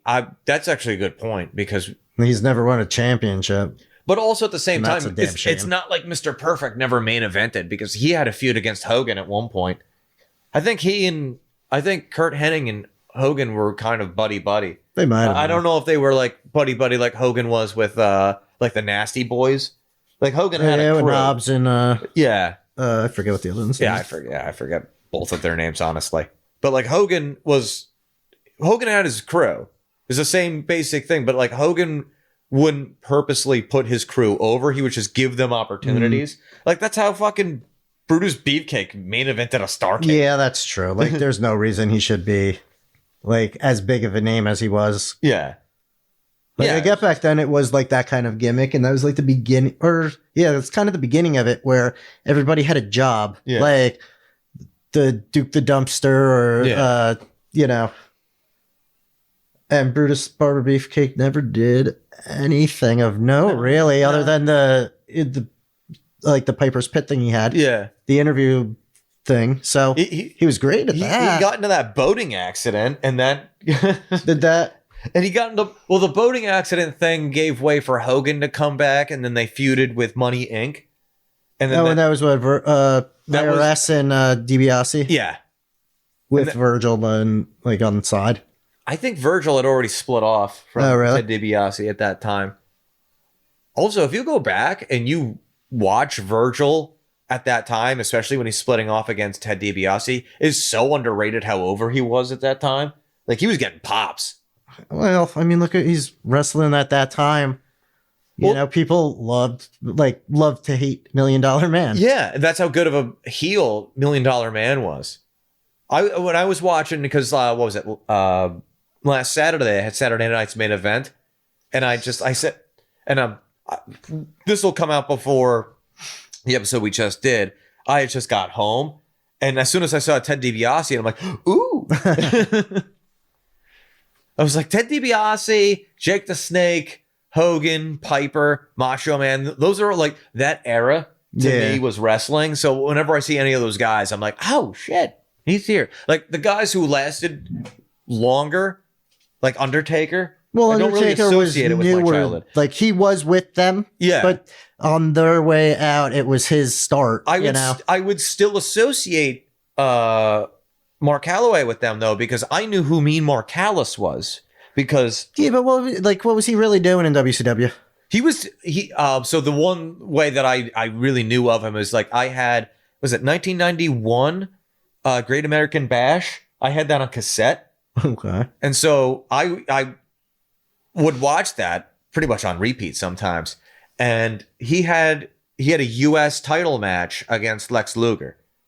And so that's like he was in that mid-card scene. And Lex Luger was a big name at the time. Yeah. And he was also in and his manager, I think, was Paul Heyman. Lex Luger's? No. Mark Calloway. Mark Calloway, yeah. So I think he was getting some of the tools. I think, who was it? If I can remember correctly, I think Mark Calloway said it was Ole Anderson, not Arn. Maybe it was Arn, but I think he said it was Ole Anderson because Arn was still he was still like wrestling and doing shit. Yeah, and I think Ole was kind of retired. And so I think Ole Anderson told him like he wasn't wrestling; he was just backstage. Yeah, I think he said it's like you'll never draw a dime in this industry, and it's like, well, with the way that you were using them, yeah. And then Well, didn't fucking Bischoff say that to Austin? Maybe. I think, maybe. I don't know. I don't know if he said that exactly. Austin went to like ECW and didn't work there. Yeah. Austin, yeah. Well, I mean, Austin, if I remember correctly, Austin made a name for himself in ECW. Like he went there, like because he just got released out of the WCW or fired from the WCW, and he went to ECW and he just started cutting these really raw and real promos. And I think that's actually the thing that kind of crafted the Stone Cold character. Like he went to WWF and was like the ringmaster, and he was working with Ted DiBiase and won like the $1 million championship and all that stuff. But the genesis of the Stone Cold character was his work in ECW. Like that's kind of like, so like maybe he didn't do a whole lot, because I don't think he wrestled a whole lot in ECW. In ECW, I don't think so. I think it was kind of quick. Yeah, but like his little stint there. Yeah, but like Brett, I think wanted him in WWF, but like as I was telling the audience, oh, they're still here. Yeah, that hopefully. It was his time in ECW that kind of crafted that Stone Cold character. That attitude. Yeah. Because he hung around Sandman, I guess.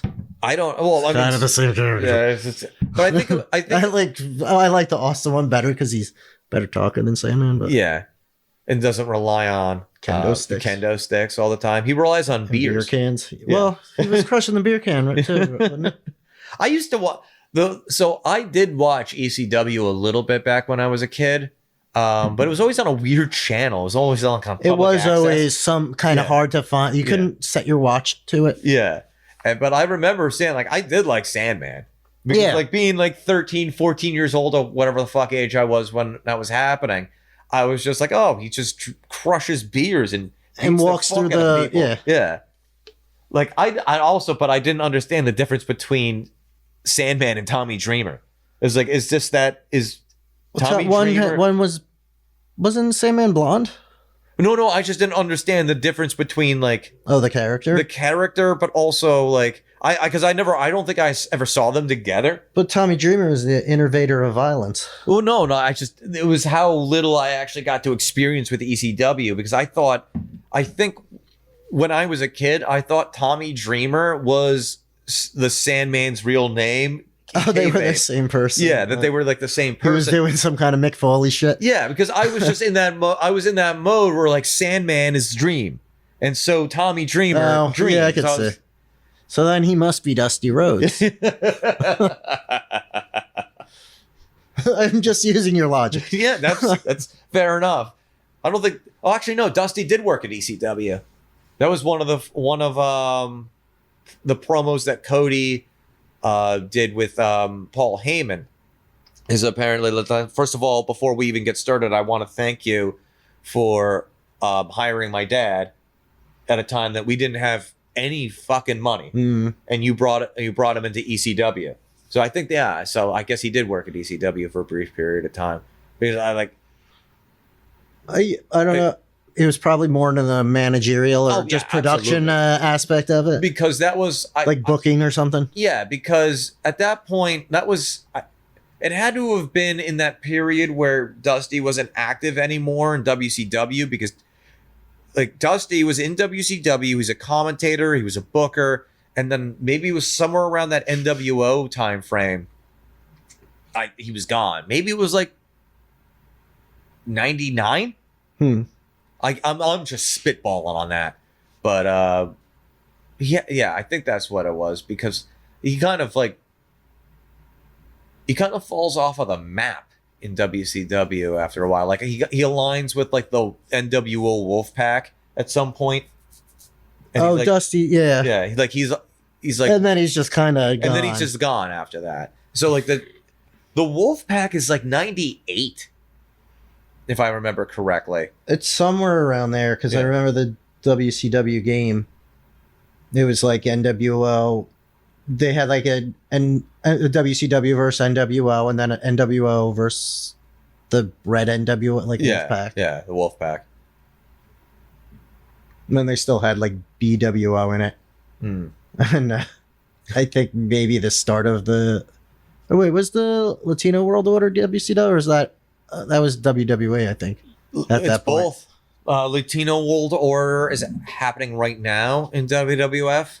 But was that's that on WCW? It was. It had Eddie Guerrero. Never officially Rey Mysterio. I think they tried to recruit him, but he never joined. I can't actually name you anyone else. Conan, I think, was on it. He might have. But also Conan was in. He was in the Flock too with Conan. Raven. Yeah. He was in Wolfpack. I know that. Was he in I can't really tell you. Like, yeah, it was like him, Kevin Nash, Macho Man, Lex Luger, Sting. Right. I might be missing one other person there. Oh, for whatever reason, I saw Awesome as if I've not been watching wrestling for 20 years, and I thought it was Mike Awesome. Oh, No, it's just The Miz. here's the first Logan Paul. I think they did a gimmick like that. It's like he was the one who brought in Logan Paul. I think they actually did a tag team match together. I think I watched that, honestly. And then The Miz betrays Logan Paul after they win the match. That makes sense of yeah. it. Oh, All right, we got a whole. I mean, we're up in the game in terms of. well, The Miz is good. The Miz is known too. Like that was, I think that was a CM Punk promo in AEW. He called what's his name? MJF. Oh, right. He called him a less famous Miz. It's not wrong. But yeah, you got more known people. You have Sheamus is in there. You got Jimmy Uso. Jacob Fatu is a fucking beast. Like they've definitely like this is. Yeah, but I feel like he's gonna just stuck at mid card. It might, but like, it seems like they're really pushing him too. Like him and Braun Breaker, they kind of like teasing. A couple minutes ago, they were kind of like teasing him versus Braun Breaker. They had Jacob Fatu destroy fucking Braun Strowman on Saturday night's main event.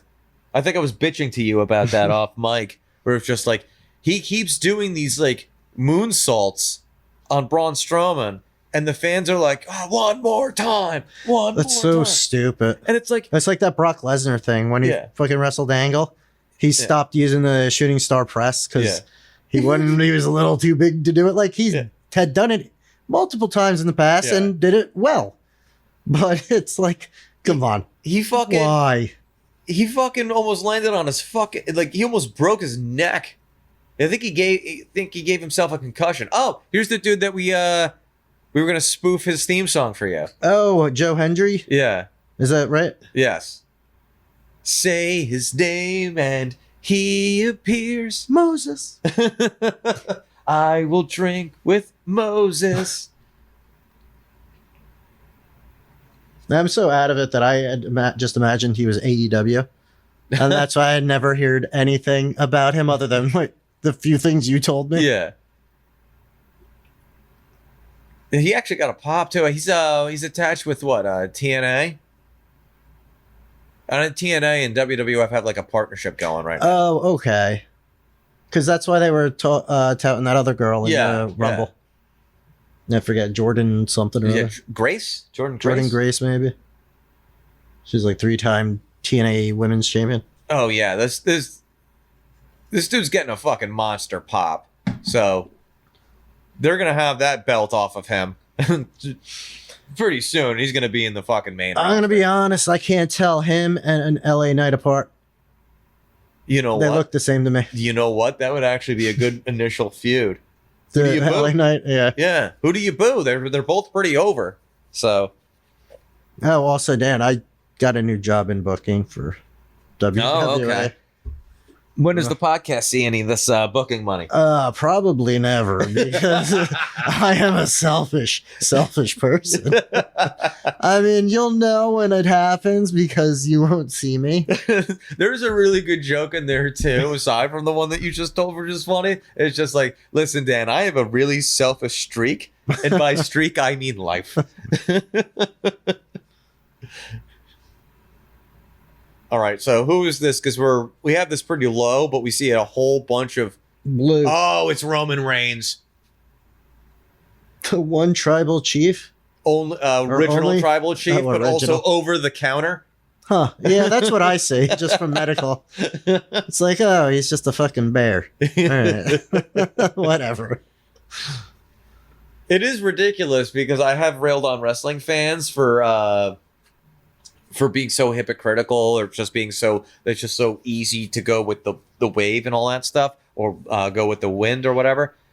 This dude's gimmick for 3 years was that he was an abusive piece of shit, and he was abusing his own family for his own gain, and then he just loses the belt and goes away for a couple months, and everyone just cheers for him. But when Mark Merrow does it, everybody loses their shit.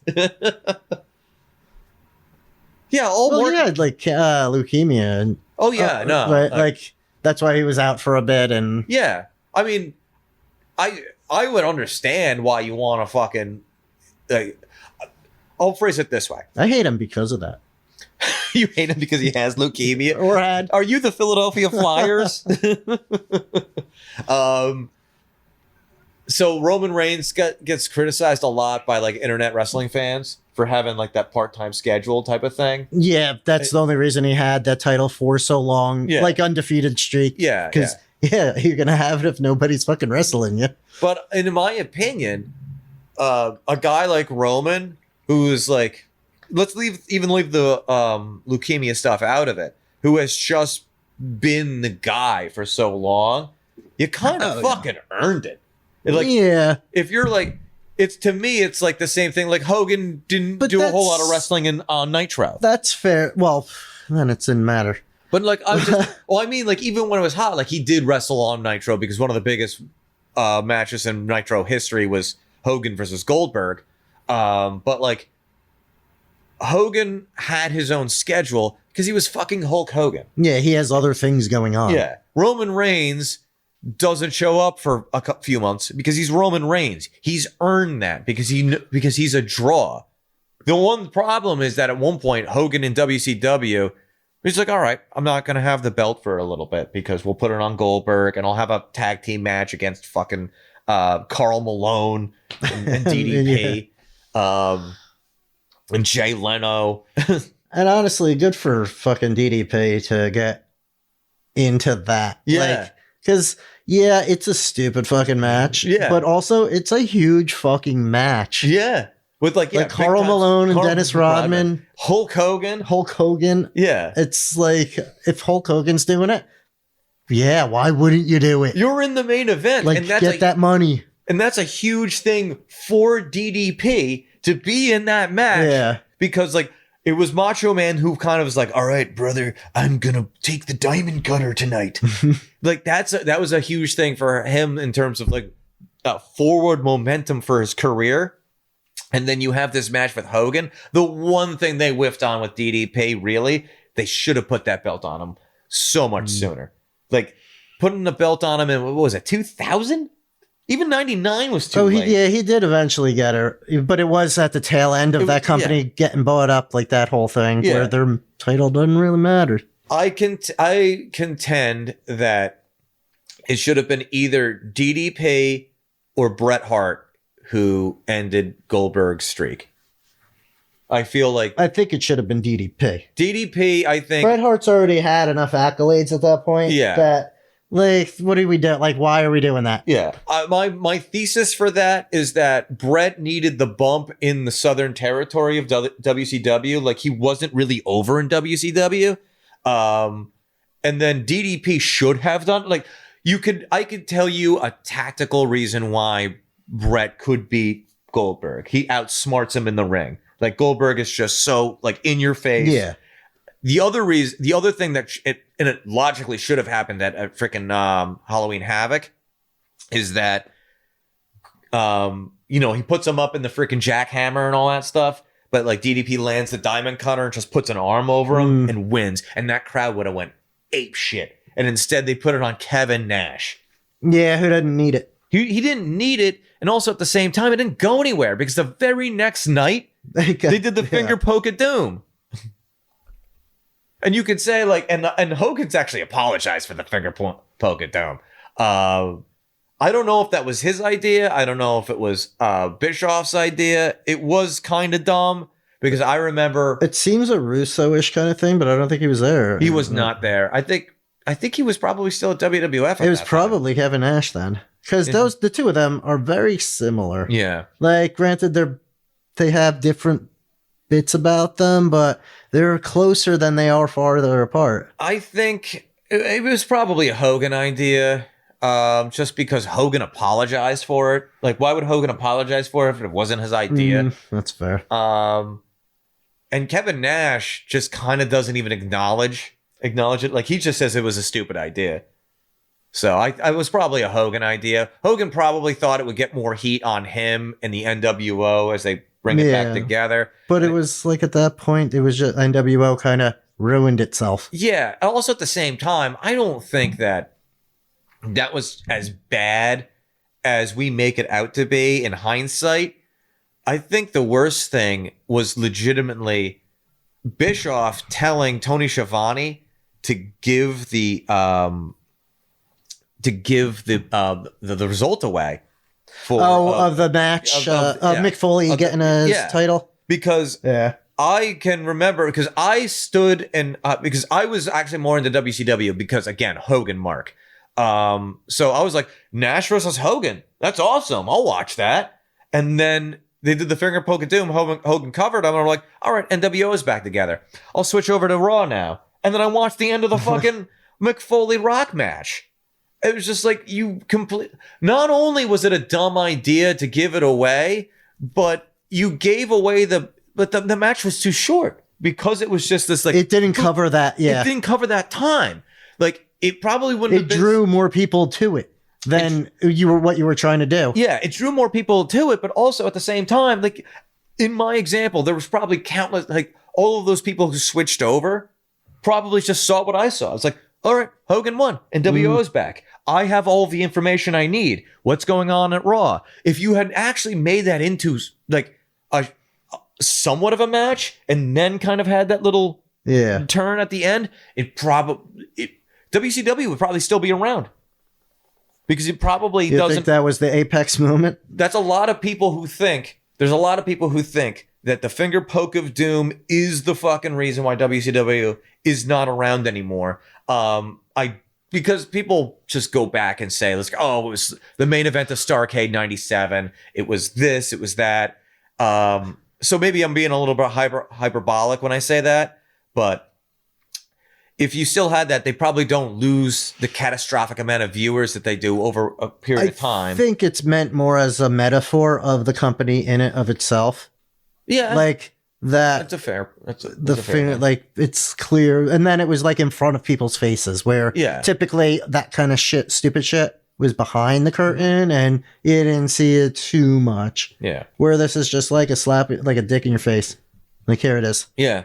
Yeah, we completely just screwed you over, and I don't really care. Yeah, and anybody who was watching Raw, I know, like everybody was switching back and forth in those days, especially because that's what was so weird about that live when they switch over, and I forget who it was on Rick both. Rude. Rick Rude. It was Rick Rude. Yeah, he was on. He was on Raw, and then he was on Nitro. Yeah, and like he had just jumped over because they did the Montreal screw job, and so he just cuts a whole promo about how Bret Hart should join the NWO, this, that, and the other thing. This is where the real wrestling is, and all that stuff. The problem with WCW is that even when they were winning, they still had the little brother syndrome.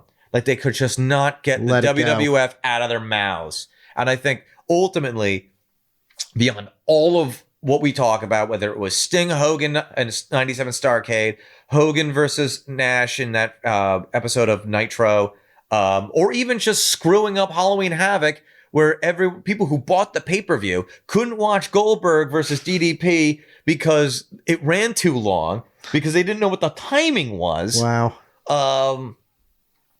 Regardless of all of that, it was just the issue with the company in general. Like, they just did not have the hindsight to be like, oh, hey, we're actually on top right now. Maybe let's stop calling attention to the competition. Yeah. And then in the same regard, too, it's like, you should know what timing is. You're a TV company. You should come up with an end to this NWO storyline. There was no end. Like, there was no end. It was never an end. It faded away. It made no sense. There goes Penta. Yeah, and then the entire time that we were talking about old school wrestling, a whole bunch of people got eliminated. Braun Breaker's gone. Jimmy Uso's gone. No, I didn't even notice. Is Roman Reigns? Kind of neat. No, he's still there. I thought for a second that he got eliminated. I'm like, that's what is that? Drew McIntyre? Drew McIntyre, yep. Finn Balor and one of the Usos. That's Jacob Fatu.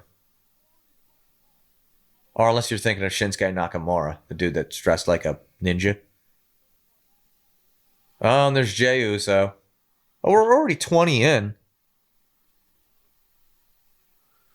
That's the guy that got Yeet Street. Yep, Yeet Street. So ridiculous. It's like not even his thing. Yeah. Yeah. This is why you get drunk and do press conferences, though. That's fair. It became his thing after that. And Yeet was trademarked or copyrighted. It is like I forget what the rapper's name is, but Yeah. it's somebody's fucking like thing. Yeah. And even before that, he was over, though, because that stupid little dance. Oh, that like, yeah, that prime little time hand shit. wave. Yeah, like people were doing that when he main evented SummerSlam against Roman Reigns, and he came out to that. The entire arena was doing it, so he was already kind of over. And when I say kind of, I mean, looks weird that he has that like tribal, like tattoo. Oh, like all over him, yeah. and then there's just like a palm tree. Like that's not even a sleeve. That's like, yeah, I don't know what it's like, kind of his whole upper torso and back. But then there's just a palm tree like coming and out this of is his like, pants. oh yeah, there's a palm tree. It's just like right here. Yeah, I never noticed that. I don't. It just seems weird to me because you have all that like meaningful, tattoo for you and palm tree. Someone's probably like attached to his dick where there's coconuts and shit. Yeet. That's a no yeet from me. Yeah, look at that. Somebody's name is a tree trunk. It's a tree. Symbolism that is. I gotta get up.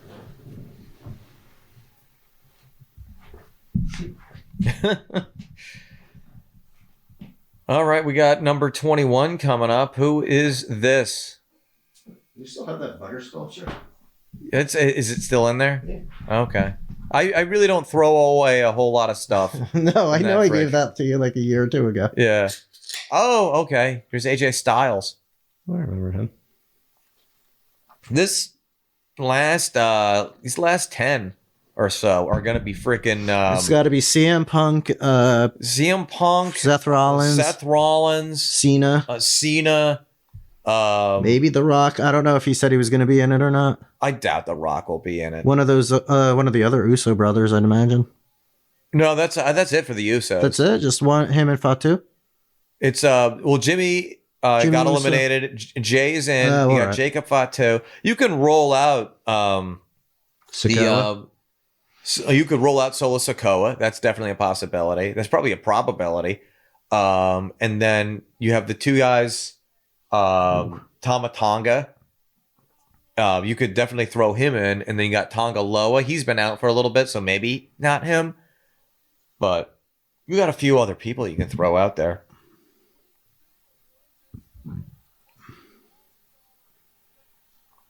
But yeah, he's back. AJ Styles had a number of injuries. Like I always go to the ACL tear. He had some sort of injury though, and he was out for months. And then he came back and he did a match on SmackDown, and then he injured something else. Well, I think the dude is like... He's up there in age. Like, he's not terribly old, but I think he's like in his 40s. I think he's either in his late 40s or his early 50s. Is he that old? I think so. I guess I could look that up on this thing. Yeah, that's the handy dandy... I'm still on Marty Jannetty. All right, we got 22 coming up in 5 seconds. It seems like the timer is 47. What's that? 47. It's 47. And he's married to Wendy Jones. Here's Braun Strowman, despite the fact that he was bleeding internally, apparently, in that match last week. Well, let's see how this works out for him. In kayfabe, he was bleeding from the mouth after taking numerous moonsaults. But like, oh yeah, a week later, you're good. He's a big fucking guy. Yeah.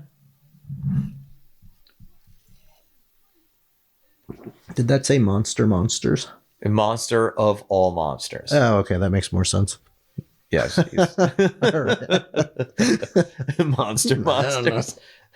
It don't take much for me, man. That would be such a terrible name for a tag team. Monster? Yeah, the Monsters.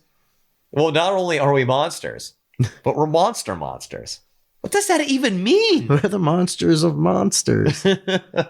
We're under the beds of the monsters. Well, then we would be the monsters of monsters. Yeah, but we're monsters, so we don't have a good grasp of the English language. We speak monster. Yeah, it's like, monster is monster. Peoples is peoples. Tomatoes is tomatoes. Monsters is monsters. Tomatoes is monsters. That's actually a good band name. Monsters is monsters. It's Greek. Greek thrash metal. Greek thrash metal.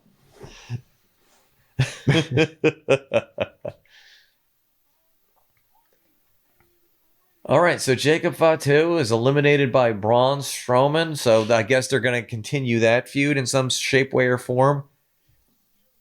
And Roman is just like, He's like, oh, I haven't been here in a while. What do I do? Yeah, it's just taking a knee, watching what's going on.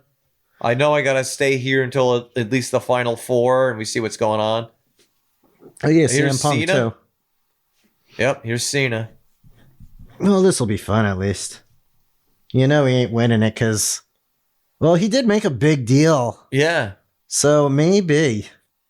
I would lean towards, because this is his retirement tour. Yeah, so he might win it, but also at the same time they've been like it's either him or Punk in my opinion. Yeah, but I think Punk still isn't finished with Seth Rollins and the fuck is the other guy's name? Drew McIntyre? Drew McIntyre. That might be the case, but this is like the easy way to get John Cena into the main event. Like, if Brock isn't showing up for WrestleMania, you could have John Cena win this, and then you could immediately get name recognition to a match against Gunther, or you could make a dream match with him versus Cody Rhodes. Yeah.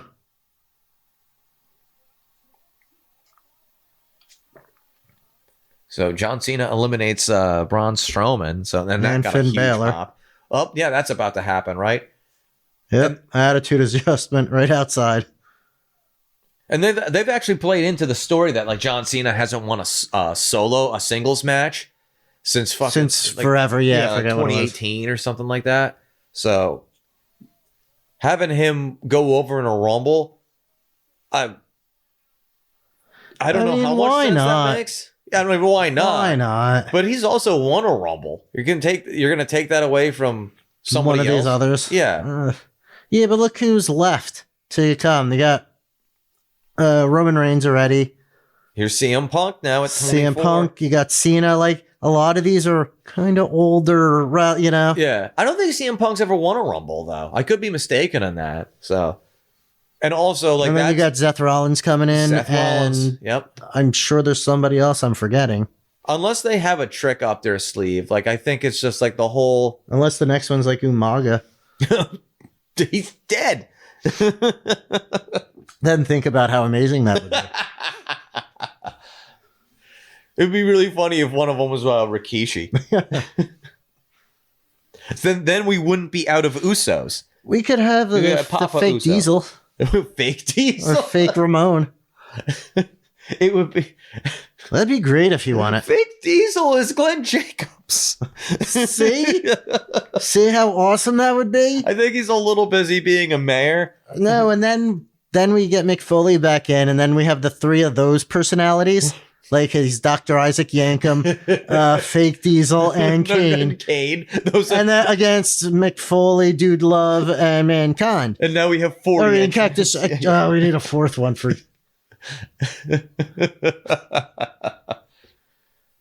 I told you, I'm booking now. And we say all of this as we have this moment in the Royal Rumble where it's legitimately just Roman Reigns, John Cena, CM Punk, and AJ Styles. Oh, is that who's on the ground? Yes. All right. Like you have. No, there's somebody else still. I don't know. Oh yeah, Drew McIntyre's still in. He's just taking a nap. So they're obviously highlighting the 3 of these guys. Cena, I think Reigns, the 3 of them Punk. are the freshest as well. Yeah. Oh, and now like they spent all this time just looking at each other, and here comes 25. And here's Seth Rollins. Yep. It's like that scene from Ace Ventura when he drops down. He's like unconscious, just as I expected. That's what this is. Seth Rollins, just as I expected.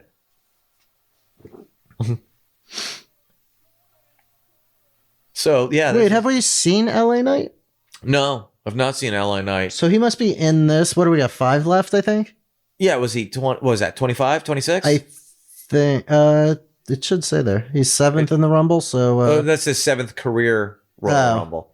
I think that was either 25 or 26.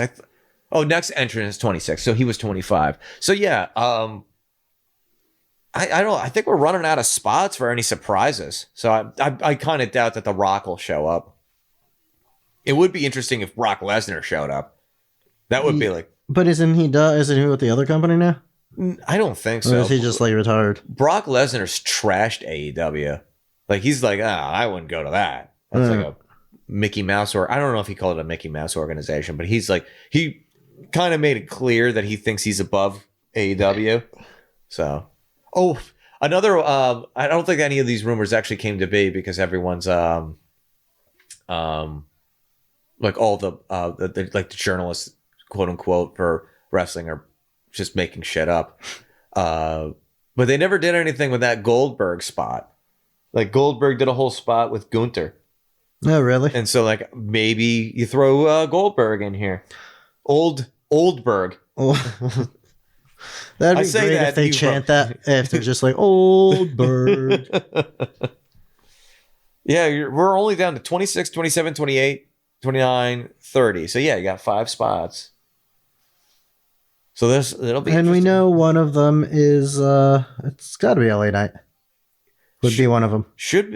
LA Knight should be here in some capacity. Like you ran through all the mid-carders, and then you can put him right here in a Dominic Mysterio. Yeah, I forgot about him. I did too. And then also you get like Damian Priest you can throw in there. He hasn't been freaking his number hasn't been called. I mean, if you go down the Judgment Day, then you're going to be stuck with freaking like, well, you can't do JD McDonough because he broke his ribs and punctured us lung doing a moonsault, and he hit the back of his head on the table. Ooh. Yeah, but he finished the match. So, like, you obviously can't call his number, but you still got like, I don't think Dominic Mysterio at this number is such like a one of these things is not like the other. Yeah, it seems like he's going to be the one. Yeah, like he's just going to immediately be thrown out by like Roman or Drew McIntyre or somebody. Like, all right, no, he lands a splash on John Cena. I think it would be great for him to throw Roman out. That would be. if he could, like, I don't think this guy could get more heat, and I think that would get him more heat somehow. But also, too, like, he's like the sniveling shit. Yeah. So, like, this is so. Also, Logan Paul. Oh, right. Logan Paul's gonna pop in at some point. So, Logan Paul, LA Knight, and both of them are, viable contenders for a push. Yeah, especially like Logan Paul he's been killing it. Yeah, and also too, like, he's just like Dominic Mysterio, but he kind of, since he has more of an in-ring ability, despite the fact that Dominic Mysterio's Rey Mysterio's kid. That doesn't translate, I guess. He's such a better sniveling shit of a freaking heel. Well, I'm sorry. Who is this? Oh, it's Sami Zayn. All right. I forgot about him too. I forgot about him too, despite the fact that he was in the ladder match. Yeah, he was there briefly for some reason or another. This is why when they say, when they do, like, they wasted so much time saying, like, oh, I'm declaring for the Royal Rumble, like in the Raws and SmackDowns. It's like, dude, stop doing that. Yeah. Like, let it just be a freaking secret. I know you got to advertise people, so like have the guys that are obviously going to be in the Royal Rumble do that, like your Roman Reigns, your CM Punks, like Sami Zayn. Like, I'm sorry, like I forget he exists sometimes. Yeah, I do too. And I was also in a Royal Rumble where you have CM Punk, John Cena, Roman Reigns. Do you necessarily care? I feel like Sami Zayn is a cheap Daniel Bryan. That's a wish.com, Daniel Bryan. Yeah. Yeah, that's. I don't think you needed to have Sami Zayn declare for the Royal Rumble. Just have the point of the Royal Rumbles that these guys are surprises. And like, I know that they're on the roster, but like Sami Zayn, like declaring and then just being right there. Like, I know he's gonna pop up at some point, but like he's not the draw that like Roman Reigns is, that John Cena is, definitely like not like CM Punk is, especially like right now. CM Punk gets monster pops right now. So, but like, all right, so we're down to 28. So with 28, 29, 30, so we got 3 more entries, like 2, 1. Who do we got? Who do we got coming in? Oh, it's Moses. Moses is popping in. 29th entrant. 28. Oh, 28th entrant. Yep. No, it's Damian Santino Priest. Marella? Oh. This would be large Santino Marella. We can't really say that though, because if Jeff Noyes hears us dissing Damian Priest, he might choke slam us.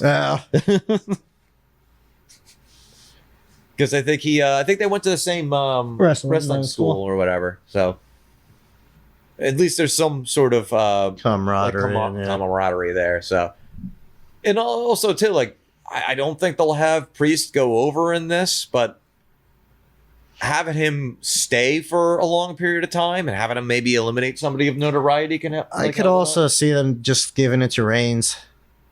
Oh, having Reigns win? Yeah. I don't think that, like, it's very anticlimactic, but I could see them doing it. That's true, but also at the same time, it's just like, all right, then we're just dooming WrestleMania to a third straight Cody versus Roman because, like, would Roman pick Gunther? Why would he do that? Yeah, there's no reason. They have nothing between each other. Yeah, I would say that it makes more sense to have Roman get eliminated and then he's in an elimination chamber and then he's stuck going after Gunther. Oh, there goes Dirty Dom. Yeah, that was always going to happen. There was no... By Damien. Yeah, I mean, that makes sense. And so at some point, they're going to have to eliminate AJ Styles and Damian Priest and Sami Zayn because they're just there to take up a number. They shouldn't be there, yeah. Well, I mean, like, they should be there, but they should have been there earlier. Like, just to get some spotlight. Yeah, just to get some, like, or like, all right, we got Damian Priest in now. All right, cool. We can bump up the notoriety in the very beginning of this. Here's LA Knight, number 29. It had to have been at one point. Now, this is a dark horse kind of pick because I think I said it to you before. Like, you can, he's been. He lost one title. Yeah, the U.S. title, and then he pops in, and if he potentially wins, you can kind of turn the Elimination Chamber into the person who challenges Cody, and he can go after Gunther. because since he's such a big baby face, although that's not really a big time WrestleMania match, but maybe it's an opener. Maybe it's like, all right, Gunther for this LA Knight. This is an open night 2 of WrestleMania, or maybe just be somewhere in the mid card of WrestleMania night 1. Well, it's for a legitimate title, so it's got to be either the end of the first night or the end of the second night. Yeah, they didn't even do that when Seth Rollins was the world heavyweight champion. Yeah, he opened night 2 against Drew McIntyre. So I think that's probably where they would put it. If it's not like, because that's really more of like a wrestler's match. They had Cody versus Roman night 2, and then the night 1 they had the tag team match with Rock, Roman versus Cody. Oh, that's right. Rollins. Yeah. And so since you don't have, and then also too, like night 2, they had Rock show up, they had Cena show up, they had Undertaker show up. So that was always going to have that kind of drawn to it anyway. But without, so then Logan Paul must be last. Oh yeah, he's got to be last. He's got to be 30. Because I think he did on Raw declare for the Royal Rumble, so it's gonna be Logan. It's gonna be Logan Paul. So yeah, no. I could see them having him win, coming in 30th, because it's like the cheapest way to win. See the issue, and use that against him, because that's kind of how everybody judges him anyway. Like he's not really a wrestler, And then also, too, you could do that because they tried to tease if Logan Paul wins that maybe he'll take he could go to either one, yeah. Yeah, but they kind of tease that he would take on Gunther instead of taking on Cody. They already did Cody. They did that in Saudi Arabia. So it's kind of a repeat, and you don't really want to do that for fucking WrestleMania. Unless it's like, yeah, as expected, Logan Paul. So the whole... What is that on his chest? It said Mav, because his nickname is Maverick. Yeah? Yeah, the Maverick or whatever. Nobody ever calls him that. I don't think I've ever heard that before. It's I think you have to like pay a lot of attention, or just have it be told to you every once in a while, because most of the time when I'm watching wrestling, I've taken an edible or 2. Oh, was I not supposed to do that? No, you're actually more on brand than I am. All right, I am pretty fucking high. I'm not even gonna lie. We're gonna have to call Moses an Uber. Don't call me that. It's very rude. All right, so that's everybody. Now it's all about who. It's not Yeet Street. Yeah, it's not gonna be Jey Uso, because they've had him go for the World Heavyweight Championship against Gunther already, so that's not going to be the case. He's probably going to get eliminated soon. And there goes Drew McIntyre. Huh. So maybe they'll have him feud with Damian Priest. Oh, wait, they're on separate shows. That's not going to be, unless he pops over to SmackDown now. Yeah, fuck the rules. Like, everybody could go anywhere. Yeah. Well, they have that right now. They have it's called like the transfer window. I bitched to you about that in the previous episode. Yeah, for the drafts of wrestlers. Yeah, like it's not even a real draft. Yeah, it's a kayfabe draft. Why do we do this? Why are you getting so upset about it?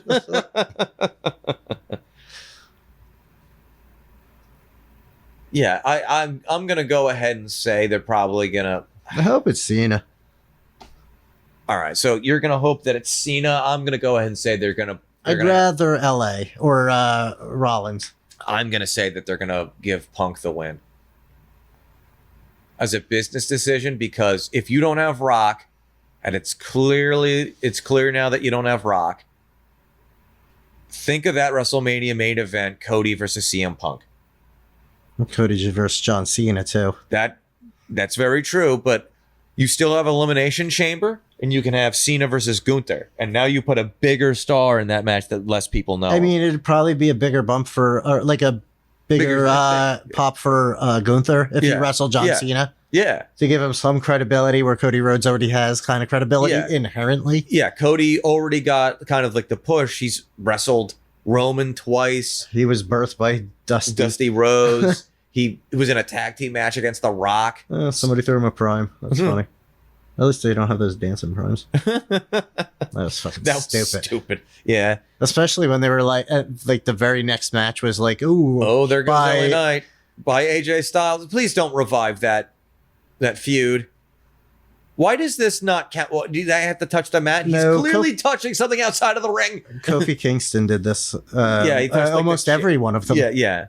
It's silly to me. It's like, hey, let's take advantage of the rules. It's only the floor. Yeah. Technically, he's right, and that's the best kind of right. He touched the steps. You. Oh,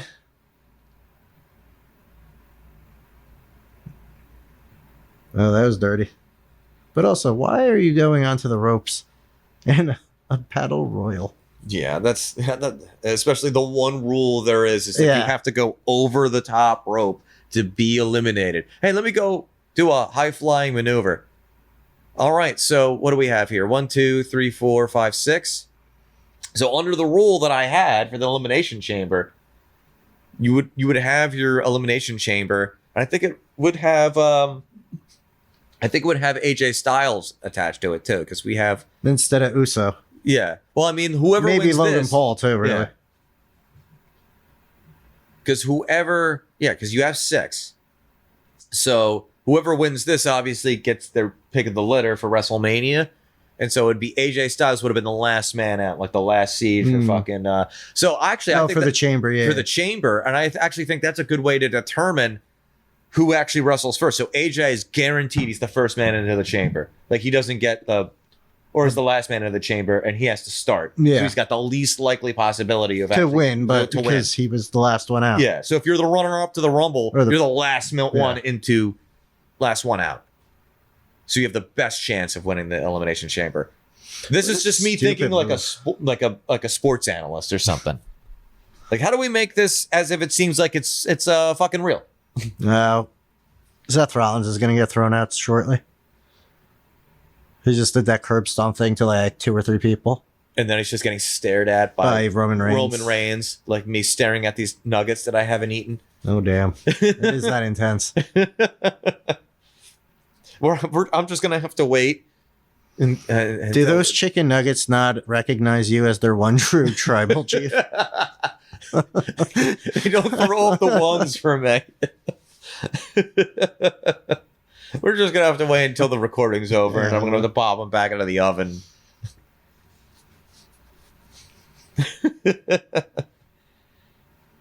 To be fair, you could eliminate both these guys, and you could have a really good WrestleMania match of just the two of them, just with no Roman titles. versus Seth Rollins, and that would get wrestling fans to watch it. It won't get anyone else. It wouldn't get your casuals. It wouldn't even get me off my couch, honestly. Like WrestleMania 38 had Steve Austin versus Kevin Owens, and I'm like, oh well, that's interesting. You know, Steve Austin's back. Yeah. I'll watch that. What did 39 have anything? 39 had Brock Lesnar. I don't think I can't remember if it had anything. It was more of like a legitimate show. Like 38 had I think it was Johnny Knoxville versus Sami Zayn in like a ridiculous match. Why? And Johnny Knoxville won because he had a giant mouse-trap.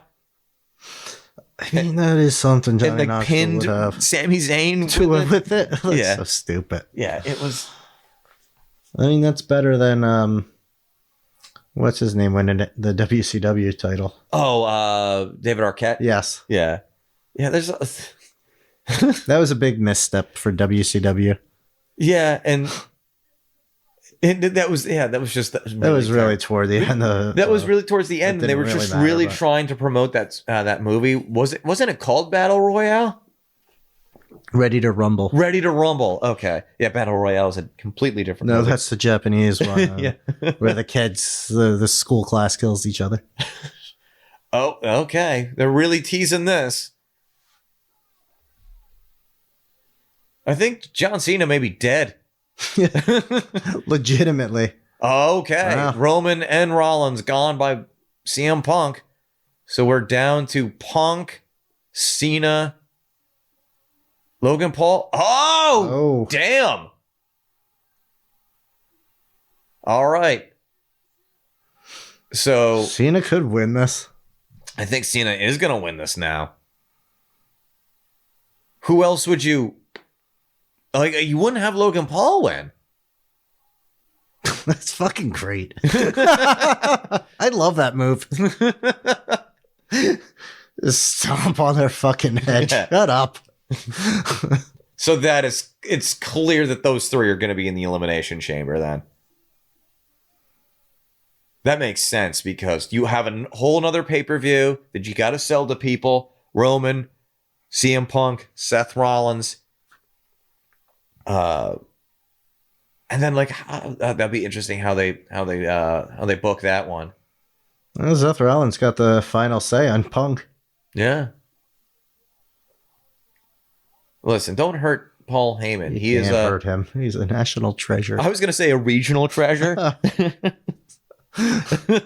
That's probably more appropriate. I was gonna say national treasure, but then a lot of people who worked at another one. Yeah. We are paying way more attention to what's happening outside of the Rumble right now than the actual Rumble. Everybody's asleep in the ring. Everyone's asleep in some bloods.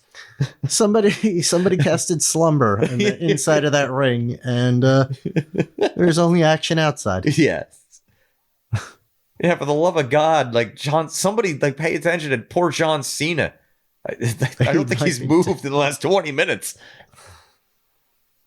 Who will be in Fast and Furious like 97? Is he in any of them? I think he took over the Rock spot in those movies. That's weird. Yeah. Well, I mean, they need an ex-wrestler apparently to make those movies. I know they do. I know that is a thing for that. But yeah, we are paying a lot of attention right now. We have not even shown the ring on the camera. All right, there it is. Wow, Cena went from... It's Cena, Paul, and who else is in there? Jey Uso. And like Cena went from the closest post the turnbuckle to us.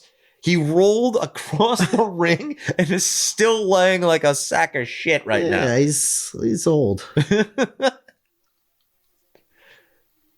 It's like you got to have better ring endurance. It's got to be him then, unless it's Logan Paul. It has to be. It has to be John Cena. So yeah, I think you'll be right on this one.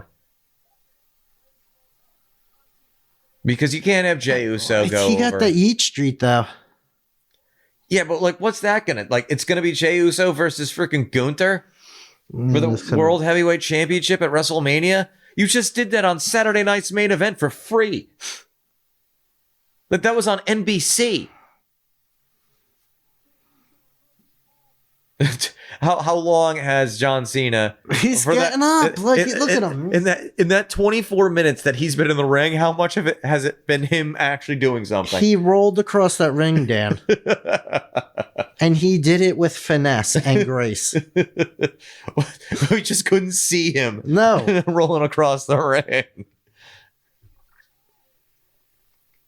In fact, they're both going to climb over the top rope because they can't see him. And he's just going to win by circumstance. Yeah.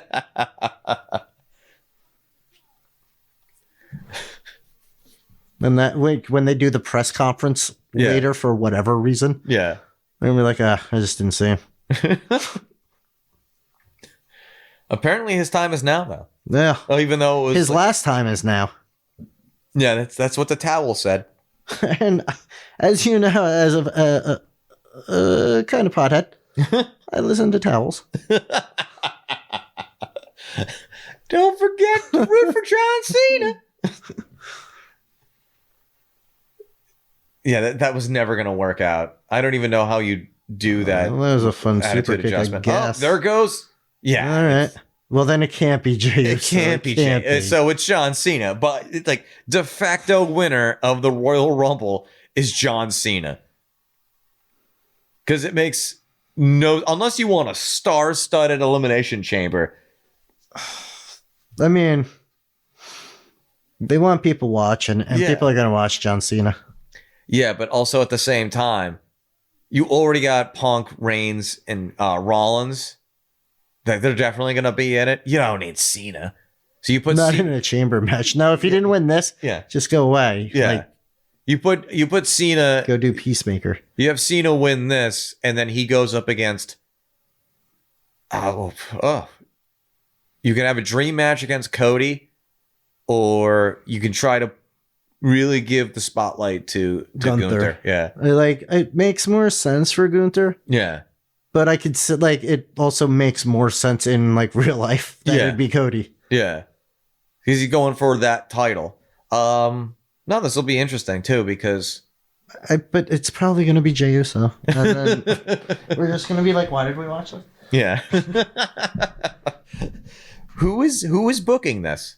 Who's making these decisions? Well, this is why I'm booking now. Well, we had to keep this in play since it had already started, and it was before I got hired. Now, this is one of the decisions I couldn't make. Yes. And then they immediately knew that it was a bad decision. So that's why they hired me. All right, It's going to be Haktua. You got to spit over those ropes. A Haktua Rumble. Haktua Rumble. Oh, God. What? Is it just spitting over ropes onto dicks? Yeah. Oh, that's preposterous. Or you have to spit on your opponent's dick so they can't climb it to get to the belt.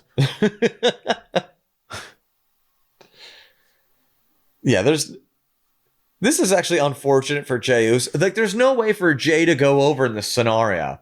No. Either he loses and everyone's happy that John Cena wins, or he eliminates John Cena and everyone's upset that John Cena did not win.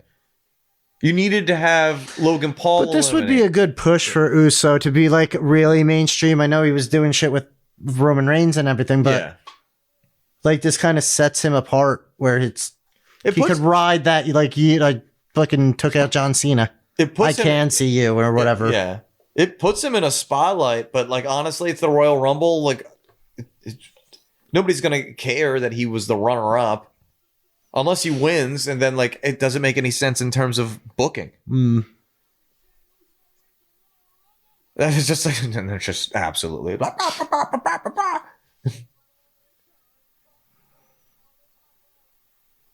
And then now we got to do this slow. Yeah, there's slow roll. Probably still quite a bit of time for. What were they ducking? What's that? What were they ducking under? They just ran by each other ducking. I missed that part. I was looking at a recording time and battery life left in the unit. That's even if my phone is still recording. It might have just stopped because. Oh, that's. We don't know. Yeah, we don't know. We don't know. What mine should still be recording, but again, don't know. Man, you've been getting up this whole time. You couldn't have checked? I could have. No, that is something that was in my wheelhouse. That was something that I definitely could have done. I mean, you could have mentioned it. I was trying to talk to the audience. Yeah. There was a bit where I'm like, who is he talking to? That's like, and then I was trying to listen so I could just jump back in, but I'm like, I don't care. Yeah, seems like a lot of work. You just had that Carl moment. I don't matter. None of this matters.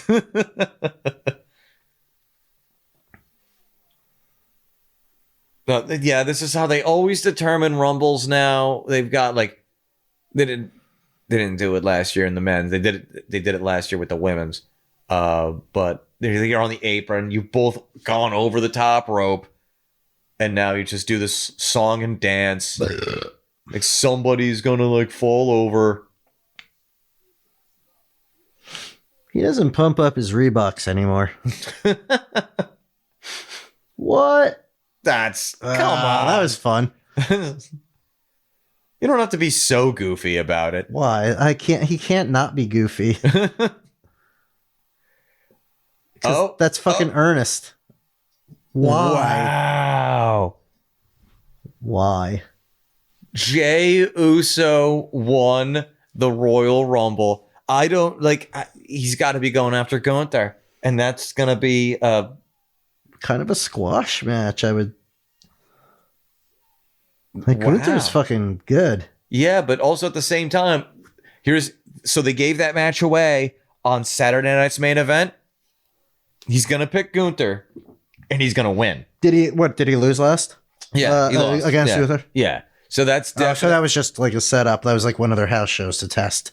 yeah, essentially just like he is over, but like if you're having him go over and win the Royal Rumble, like he's obviously not going to face Cody because that's not going to go anywhere because like he's a babyface, Cody's a babyface unless you want to turn Cody heel, which Cody should be heel.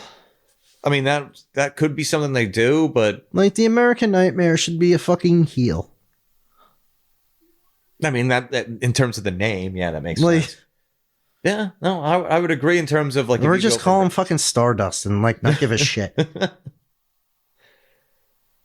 All right, so yeah, It's weird. we were all wrong. Yeah.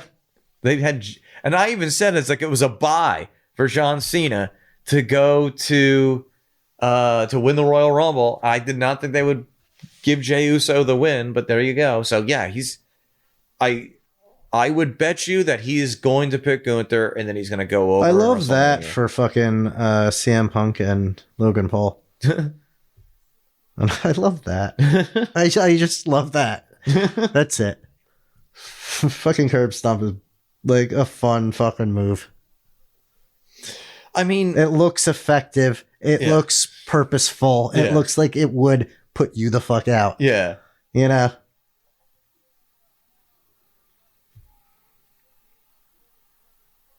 Well, it'll be interesting to see what they do now with all these other guys because, I mean, they could have Jey Uso against Cody and have Jey Uso beat Cody. I feel like they just waste. They're just going to waste it. Yeah, I don't Like nothing is going to happen of note. I just don't see that being a night 2 main event. I don't even see it. Being I a see night that being a one. night 1 main event. But like if you win the Royal Rumble, then I think the whole point of that is you get the main event. Uso is putting people in the seats though. Like they get behind him with the eat shit and Yeah, and you know. that dance, and they're all Yeah. doing it. So So he's got the Yeah. crowd.